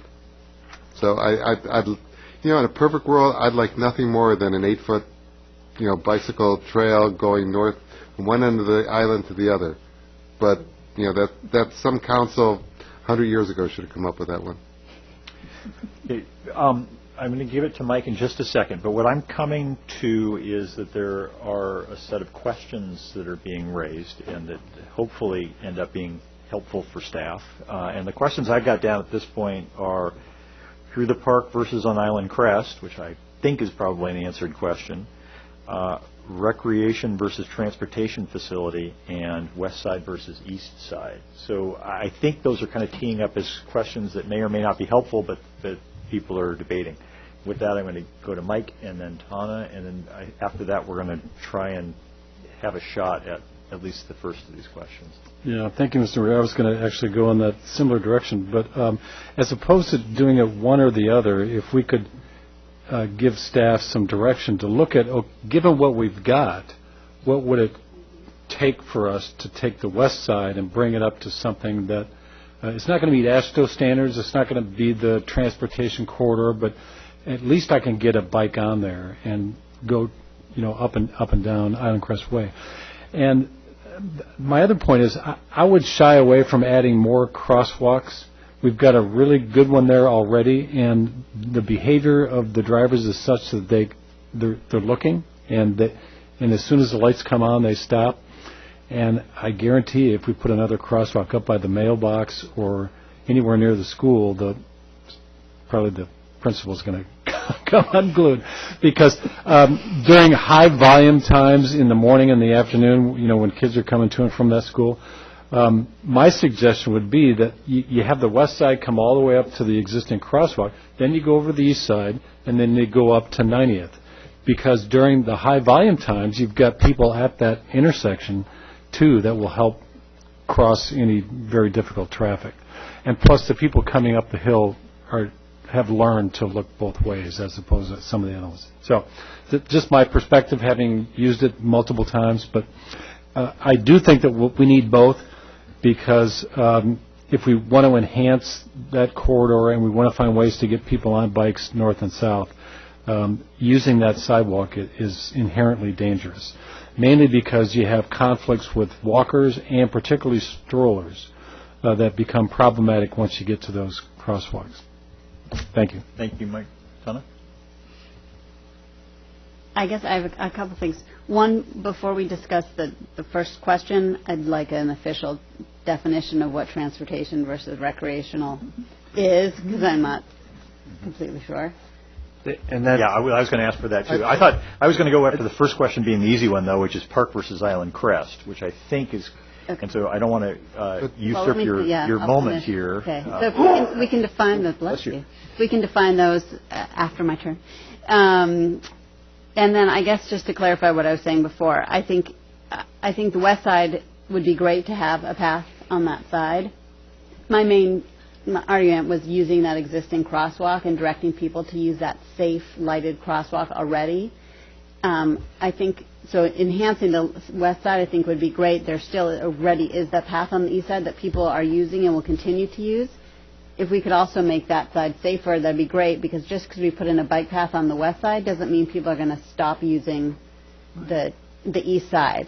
And again, I'm looking at this from a point of view of, when you guys say bicyclists, I think in my mind, I think of my 9-year-old kid with his helmet on his, little two-wheeler. I don't think of like somebody in their riding outfit. So we might also be talking about two different bicyclists. So, I'm thinking of what is the, so when you think stroller and walkers versus bicycles, I see that as kind of part and parcel of a very similar thing. Families moving down the island. I think the bicyclists, and again, you guys are bicyclists and I'm the family moving down the island, the bicyclists are going around the Mercers, and the people on Island Crest are getting to, their friend's house, to the park, and to the coffee shop. And so I think people are going to continue to use the east side, whether we build a bike path on the west side or not. And so if we can make that safer in those intersections, that would be great to make it safer.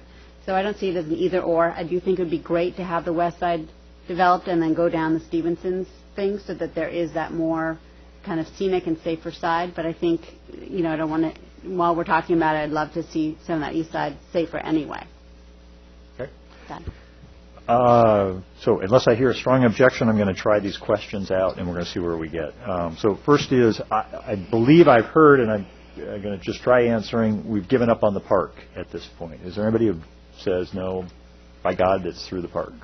Okay. I think no matter how much, even if we had lots and lots of money, I would not like to see a bike path through the park. All right, so it was dead, and you've just put another stake through its heart, right? Okay, very well. I would really not answer the second question. I don't think that gets you anywhere. Well, the second question... I'm hoping you do, about recreation versus transportation. And on a sense of standard. Well, but that's my concern, because that's how we got into this current $500,000 thing. So so your argument is don't even... Well, but I don't know what you're... well, why don't you ask Ann? If you say transportation, how do you answer that? What if we say transportation, you go 8 feet? Yes. That's what I thought. Okay. and I do asphalt. Right. Because the width accommodates multiple users. The families, the bicyclists, the high speed, the low speed, the no speed. Asphalt is easy to maintain, and it is year-round universal. Right. And then I guess I'd let Katie chime in here, and maybe this isn't necessary. Please. I think it's very important. We're in the middle of defending a lawsuit on this topic. That's why it's not called a bike trail. Okay? No, it was a bike trail. No, that's why we're not calling this a bike trail. And it was to AASHTO standard, and it was a transportation corridor versus recreational. Does recreational immunity attach on what we've been talking about as a recreational trail or something short of... At this point, yet that issue that you're discussing had to do with how the corridor was deeded to the city, and we're still waiting to hear back from the our state Supreme Court with regard to that decision. And I think that's what will be key. But I think it's a little bit different perspective. So the standards that we've been talking about here probably won't matter. Recreational immunity will presumably still attach. That would be my recommendation. But again, if they flip on us with this most recent thing, that could change the definition too in ways we haven't anticipated. And but it would based on change all it statewide. It would be a big mess. It'd be a big mess. All right, I'm going to say where I am, and I'm going to just see if I'm going to say where I am, and I'm going to see if others want to disagree with me. But I'm going to try where I am. So where I am is love to have transportation facility, can't afford it, willing to compromise down to a recreation facility because that's the practical solution for the time being, and eventually it can be turned into more. You're going to disagree with me, so go there. I'm just going to ask for the point of clarification. I don't feel like I got my definitions of what each of them are yet. So Okay. I guess I heard 8-foot paved, or was... And then what does recreation mean? Anything less? Anything less. Okay. You actually could probably consider the pathway on the west side of the road today as a recreational facility. Yeah. Well, I want to fix something. Well, so I... I don't say that facetiously. I want to fix something. And I'm quite surprised, especially some of the advocates on this council, having gone through the PDF and the passion on getting a route across the north part of the island from 90 to 90, and the consensus and passion on getting a north-south, and by all means, I think it was a transportation type of path that we were talking about. If you do anything less than that, you're not going to get bicyclers off Island Crest Way. You're not going to fix anything. If you do anything less than that, you're going to have the same contention defining what this path is that we have on the Mercers. Is it a pedestrian path? Is it a bike path? Can both use the path? And we're not going to be moved. And I have a feeling that whatever we do, it's going to be somewhat painful because of the different interests that we may step on. But let's fix it. And as far as the finances go on this, I mean, this is me talking here. You're going to raise taxes 5%. No. First of all, I think I could get you $1 million with what we have right now. But second of all,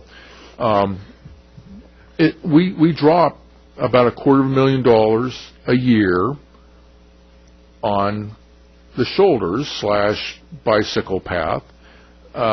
Maybe from here on out, we evaluate the shoulders on the Mercers to doing sections of this transportation. What I'm saying is a transportation corridor on the south end, and balance those projects as equals. When you look at it in the context of what we're spending on the Mercers, I mean, it becomes pretty feasible. Mike, I mean, to be perfectly honest, if you put an 8-foot asphalt road with 2-foot gravel shoulders through the middle of the park or along Island Crest, you would raise holy hell in the city for what you would do to the parks and what you would do to the number of trees that would come down. It is just such a non-starter. Even if we all could agree that this would be a wonderful thing from a safety standpoint, we'd be lynched here, and rightfully so, to put a road through the park of that dimension. I think everybody's on the Dan. I think everybody's on the same sheet. As we're not going to go through the park. Nobody wants to go through the park. If you put it along the west side, a 10-foot whatever this thing is, you tear out all the trees for a good 5 or 6 blocks. And it would be awful. I mean, the people... Look at the east side. I don't think the east side's like it. You already have a facility there. And then the people would go crazy who live on the east side. I mean, this is nonsensical. You can't do it. It would never work. I'm just loving the change of hats here. I like it. Okay. So do we have some direction? Well, I think with the exception of... Jane, I'll get you a say.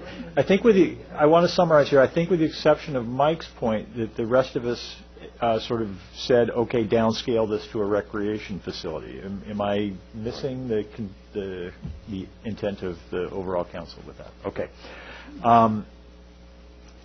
I was going to go to west. I think the next question I'm going to ask is west versus east versus push it back to staff. As a third option, because I'm not sure that we as not that we aren't wonderful traffic engineers, but I was thinking that maybe the real answer at this point is it's back to staff. It's Island Crest, but it's back to staff. I would hope you pick. Yeah, I would. I want to pick. I don't want to. That's not fair to staff. Okay. They come back on the east side and we shoot them down. That's what will happen. All right. We shoot them down. I mean, right down the middle, we shoot them down. I'm good. This is like a carnival. You have little ducks going by. Okay. Jane, you're up. Okay, I think this is one of those pivotal points when everybody, would like to do something, and, in an ideal world, we would have a beautiful bike path everywhere, but we're not there. And, I'm going to be the conservative on the council tonight, maybe even more conservative than Mike. I don't know. But this is one of those points where I think this is a wonderful plan, but we're not ready for it. Who knows when we will, but I think the wisest thing we could do is put it on the shelf and look at it in another year or two or whatever. We can't afford it, for one thing, and I think it's just wise to just do nothing at this point. I would agree with her. I mean, if we're not going to fix anything, then let's just and suggested that, and I commend you. That's always an option that we don't explore or exercise. Status quo. Okay, I'm going to get Mike and then back to Dan. Well, but the other part of Ann's presentation was, this is a starter. It doesn't mean we have to end with these options, and there are certainly less costly options out there. And we have facilities on both the east and west side that have been well developed by many on the island. So I would propose that we give staff direction to look at, okay, what would it take to minimally improve the west side from, a staff construction perspective. And then you can even add another layer in there. If we were to get a volunteer crew to do X, that would cut so much cost off of that. And then also look at the east side to look at how can you improve crossing those various crosswalks. What would it take? What kind of patching would you need? What kind of trimming, et cetera? It's all, we're taking the minimalist approach. But, the fact of the matter is families are going to use both sides regardless of what we decide tonight. And so it's our job to figure out, okay, how can we make it safest for them to do that? Because we know that's going to happen. And then lastly, I would not add any other lighted crosswalks on Island Crest Way. That's a huge cost, one that would be very contentious for many. We've got an existing one there, and, to what extent we can provide some wayfaring from, the QFC development all the way up to 90th, let's do that and bring out all those signs that you've already printed up, Ann. Just kidding. Thank you. Yeah, I agree completely with that. The only thing I would add to it is that I would, when you come back to us, bifurcate this thing into the Island Crest segment and then the 62nd segment. So you have one option which takes us to 63rd and just goes down the street, so it costs us nothing on beyond what's on Island Crest. And a second option which says if we want to put something on 62nd, on the undeveloped 62nd there, how much that would add to it. So to have two different approaches to it, and also with a caveat that no trees come down, because I think you can do it without that. If you take that approach that you can't take down any trees, that effectively means it'll keep you in a relatively narrow band, which I think will make sure that the costs are well within reason. Debbie.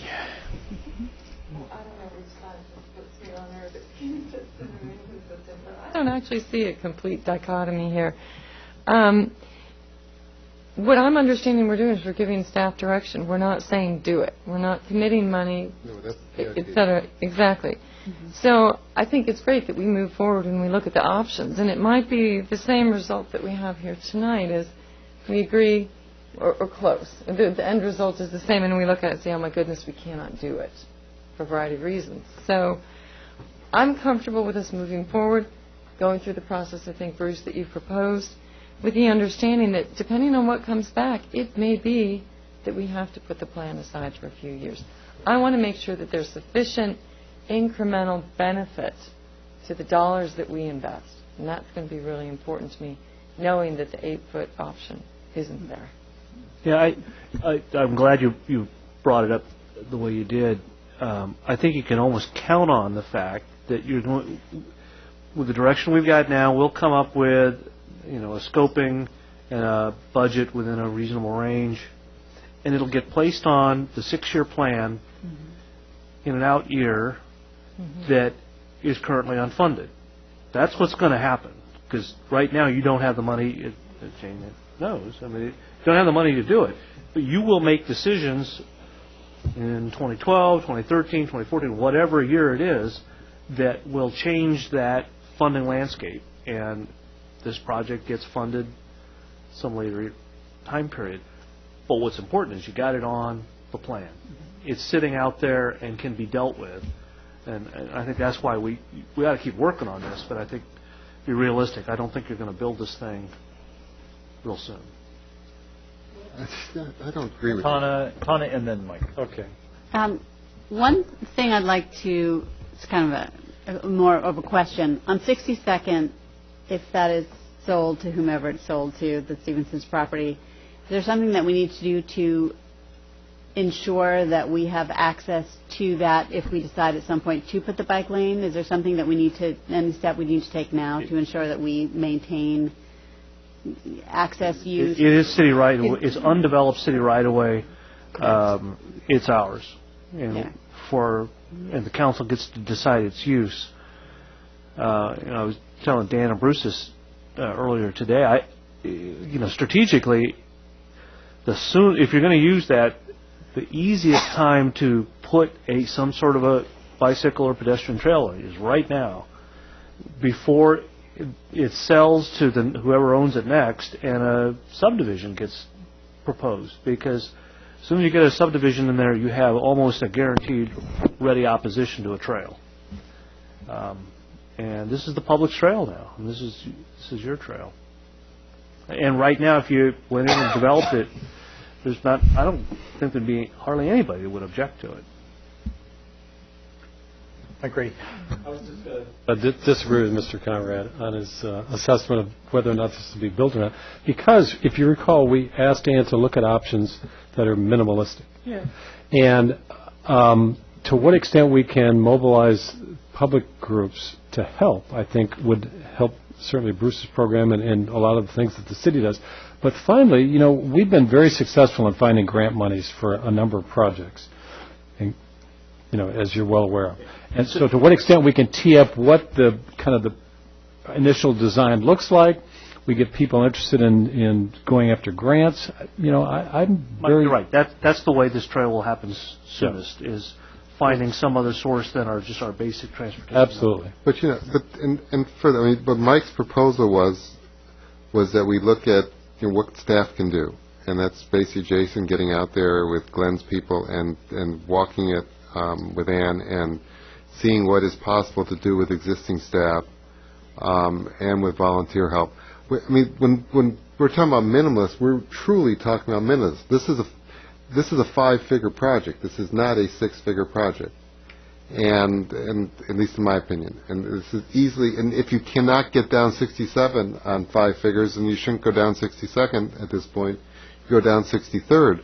But this is a small project in the grand scheme of things. What we're talking about. This is really a minimalist project. And I would hope that when you come back with a TIP in 2 weeks, that you have Glenn and Jason and whoever else needs to look at it have looked at it and given us a ballpark number, and so we can make an intelligent decision. And because I don't know what your numbers are, Rich. You've told us we don't have any money. We haven't seen the TIP. We don't know what's on the table. We don't know what CHIP's revenue forecasts are. We don't know how houses are selling right now. And I'm sure you'll come to us in 2 weeks with all that information. But don't take it off the table yet. That's not appropriate. The council made it very clear in the last TIP process that we wanted to make a decision on this in this TIP process. And I'm expecting that staff will come to us with the information we need to make that decision. So, it's all clear as mud, I think, at this point. Okay, there is a proposal on the table to focus on the east side. There is a proposal on the table to do a very minimalist west side. There is a proposal on the table to do nothing. Is there another? Would anybody say that they're in a different camp than one of those? Tunnel, yes. Okay, that's good. That's good. So we are at east side, minimalist west side and do nothing. So I'm looking for a show of Roman votes on these different options. Let's start with the do nothing. And I'm going to look over this way. How many times are we allowed to vote? Well, I'd kind of like to get one. Well, I mean, we're just design stuff. We're just talking design stuff right now. I could be persuaded to go to the minimal west side. All right. Mm-hmm. Okay, east side. I would like to see what putting You don't want the east side is safer. Yeah. Just throw it out there. Throw that poll out there, Yeah, Tana. I mean, I think in terms of people are going to continue to use both sides, and if we can make the east side safer, we've made a corridor safer. Does that mean that I don't want the west side developed? No. But until that happens, in whatever year down the road that is, it would be nice if the east side was safer. Okay. So get that hedge trimmer out there and cut the house. That's right. West side minimalist. So. I thought you voted already. Yeah, well, he did. Me too. He's a Democrat. He will do that. That's from Chicago. We're not going to be very helpful if we can't do something. Jane voted twice. Mike voted, I think, 3 or 4 times. How many times do you like to vote, Mike? Yeah. Mike, speak your piece. What's your priority? All right, my priority would be the east side connectivity with the 9 southeast, and barring that, then doing nothing. And how are you feeling about the direction you're hearing? You feel like, do I need to go around here and try and clarify? Minimal improvement on the west side. From 62nd to Island. Actually, you know what I think we'll have? 62nd or 63rd. Okay. Yeah. We're looking for a minimalist project. Minimalist on the west side. What I heard, 63rd to the lighted crosswalk. Right, yeah. In telling us what would it be involved if you went down 62nd? Correct.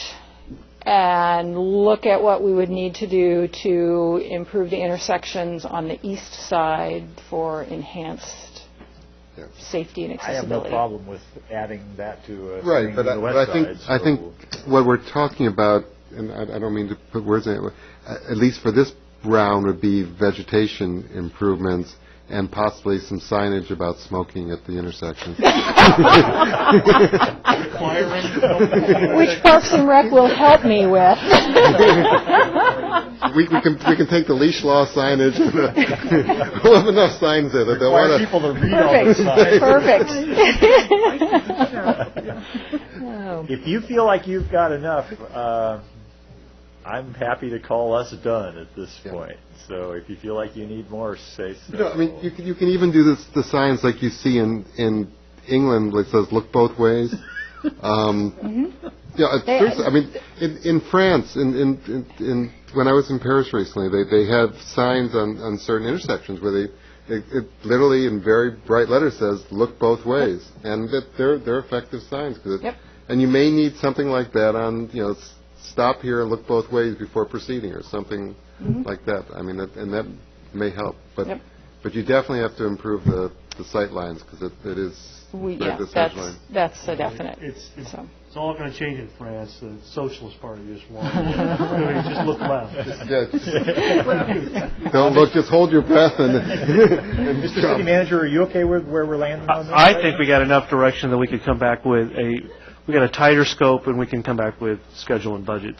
Great. Thank you. Ann, you okay? Mm-hmm. Yep. Okay. Thank you. Thank you, staff members who are here. You may be worried about where we're going with this.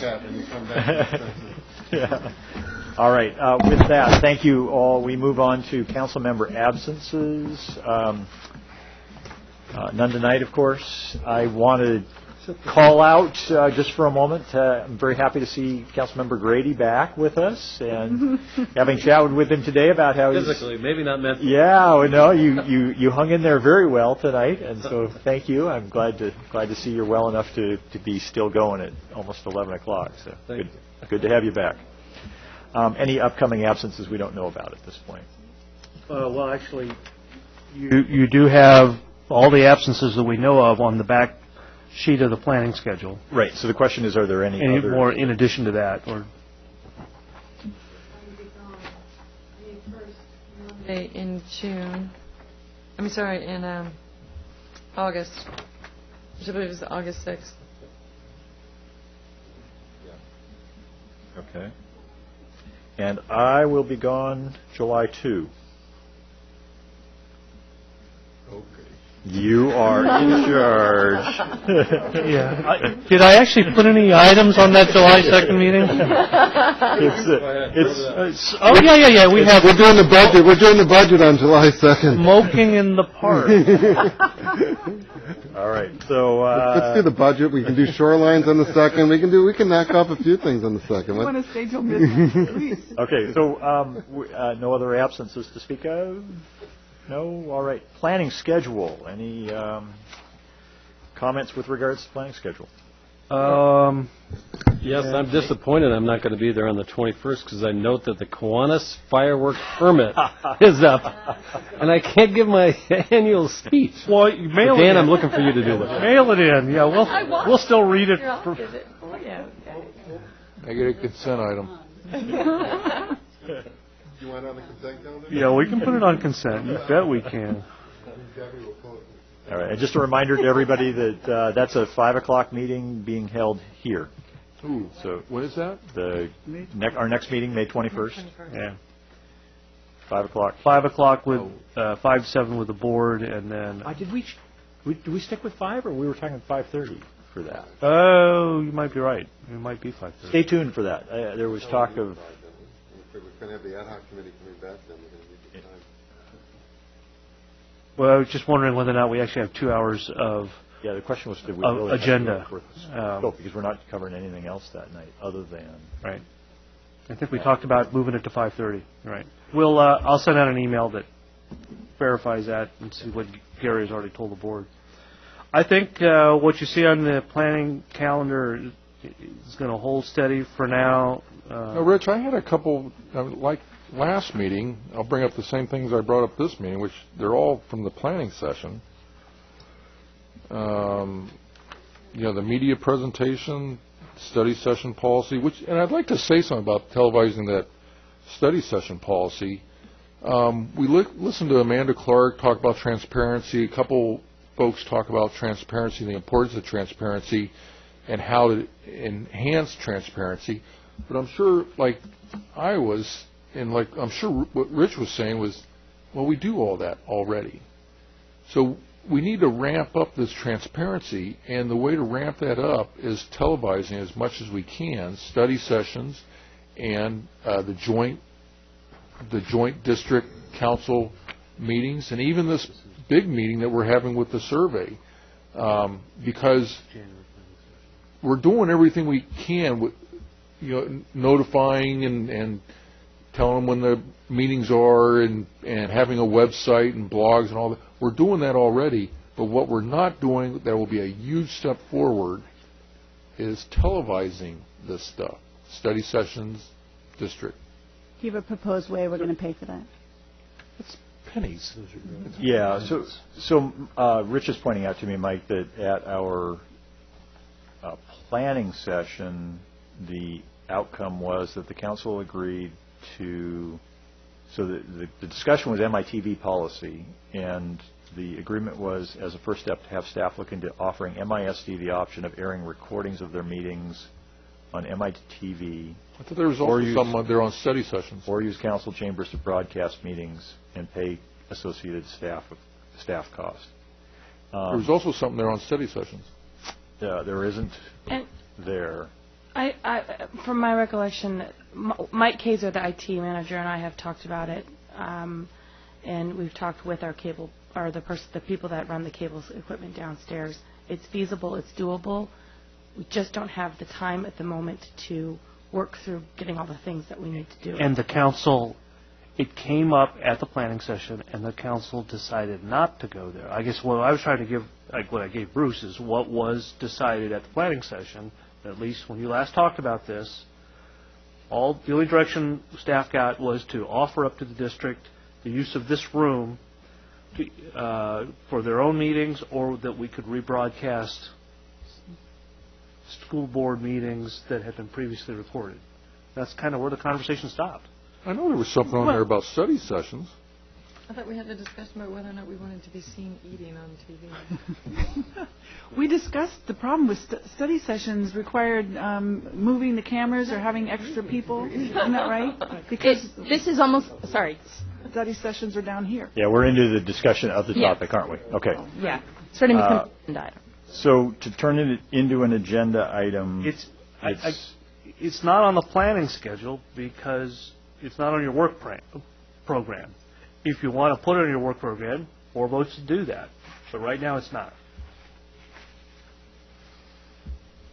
Okay. Mike Zero, you had another one you wanted? Okay. Oh, we got Citizen of the Year. You got to clean that. Yes, that is correct. And I need to get with the mayor. Allie and I have already talked about this. We need to set the date, notify the Citizen of the Year, and get that person in the room. So we should talk tomorrow. All right, let's do it.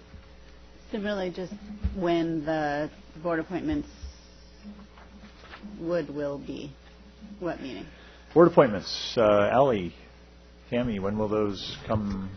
When will the applications come to me and others? They will come on little tiny pieces of paper. When? From the sky. No, Tammy has sent out information. It is late. Yeah. It's late. Sorry. Tammy has sent out information to staff. We'll collect information from staff regarding the applicants, and then we will forward everything we have onto all of you. And then I'll work with the mayor to determine the timeline for getting an answer back. Sometimes we can move quickly, sometimes we can't. So at the latest, appointments will be made at the first June meeting, and at the earliest would be the May 21st meeting. Okay, very good. Thank you. So that you've taken the next topic and wiped it out. Council member reports. Let's start down at this end. Mike. VFW is putting a new roof on and siding. That's going on. That's kind of neat. Historic building on the island, and that's halfway through today, and they'll finish up tomorrow. And that's it. Okay, Jane. Let's see. We had a public safety committee meeting and heard about the crime stats and fire call stats for 2011. And Leap for Green was fun. I saw several people there. Stole my thunder. Keep Oh, going. okay. Well, Keep going. It was a wonderful event. I wasn't able to stay very long, but maybe you can add to it. But it was fun. All right. Dan? Donna? Debbie? The Planning Commission met last week, and as council may remember, they were given direction to look at the 60/40, I think as we called it, the abbreviation, but the 60/40 guidance, as well as the no net loss. So we started out, we had a short walking tour through downtown, represented both by the Planning Commission, also some of the property owners as well as developers were there. There were also a couple interested residents, which was good to see. We then came back to Chambers, and there was substantial discussion, particularly around the First Amendment. The First Ordinance, and that's the one in which we asked them to look at the definition of retail services as well as amending the parking component. And parking was obviously a very hot topic. No clear resolution there. The Commission did focus on looking at the percentage split between retail and services. They did not choose to focus on the definition change that we had put in our guidance. Regarding no net loss, they decided to hold off on that one until next week's meeting. So any of you who are interested and passionate about this, both in the audience and here from the council, I would suggest coming next week. I think it will be very lively conversation. Thank you. Mike? When is it? I believe it's next Wednesday. Wednesday? Yeah. And if you do come and you're passionate about the topic, You'll have to keep your passion to yourself. Okay, but the point of order, can a council member speak during the public hearing, private? No, this is because this matter comes back to the council. Okay. All right, back to me.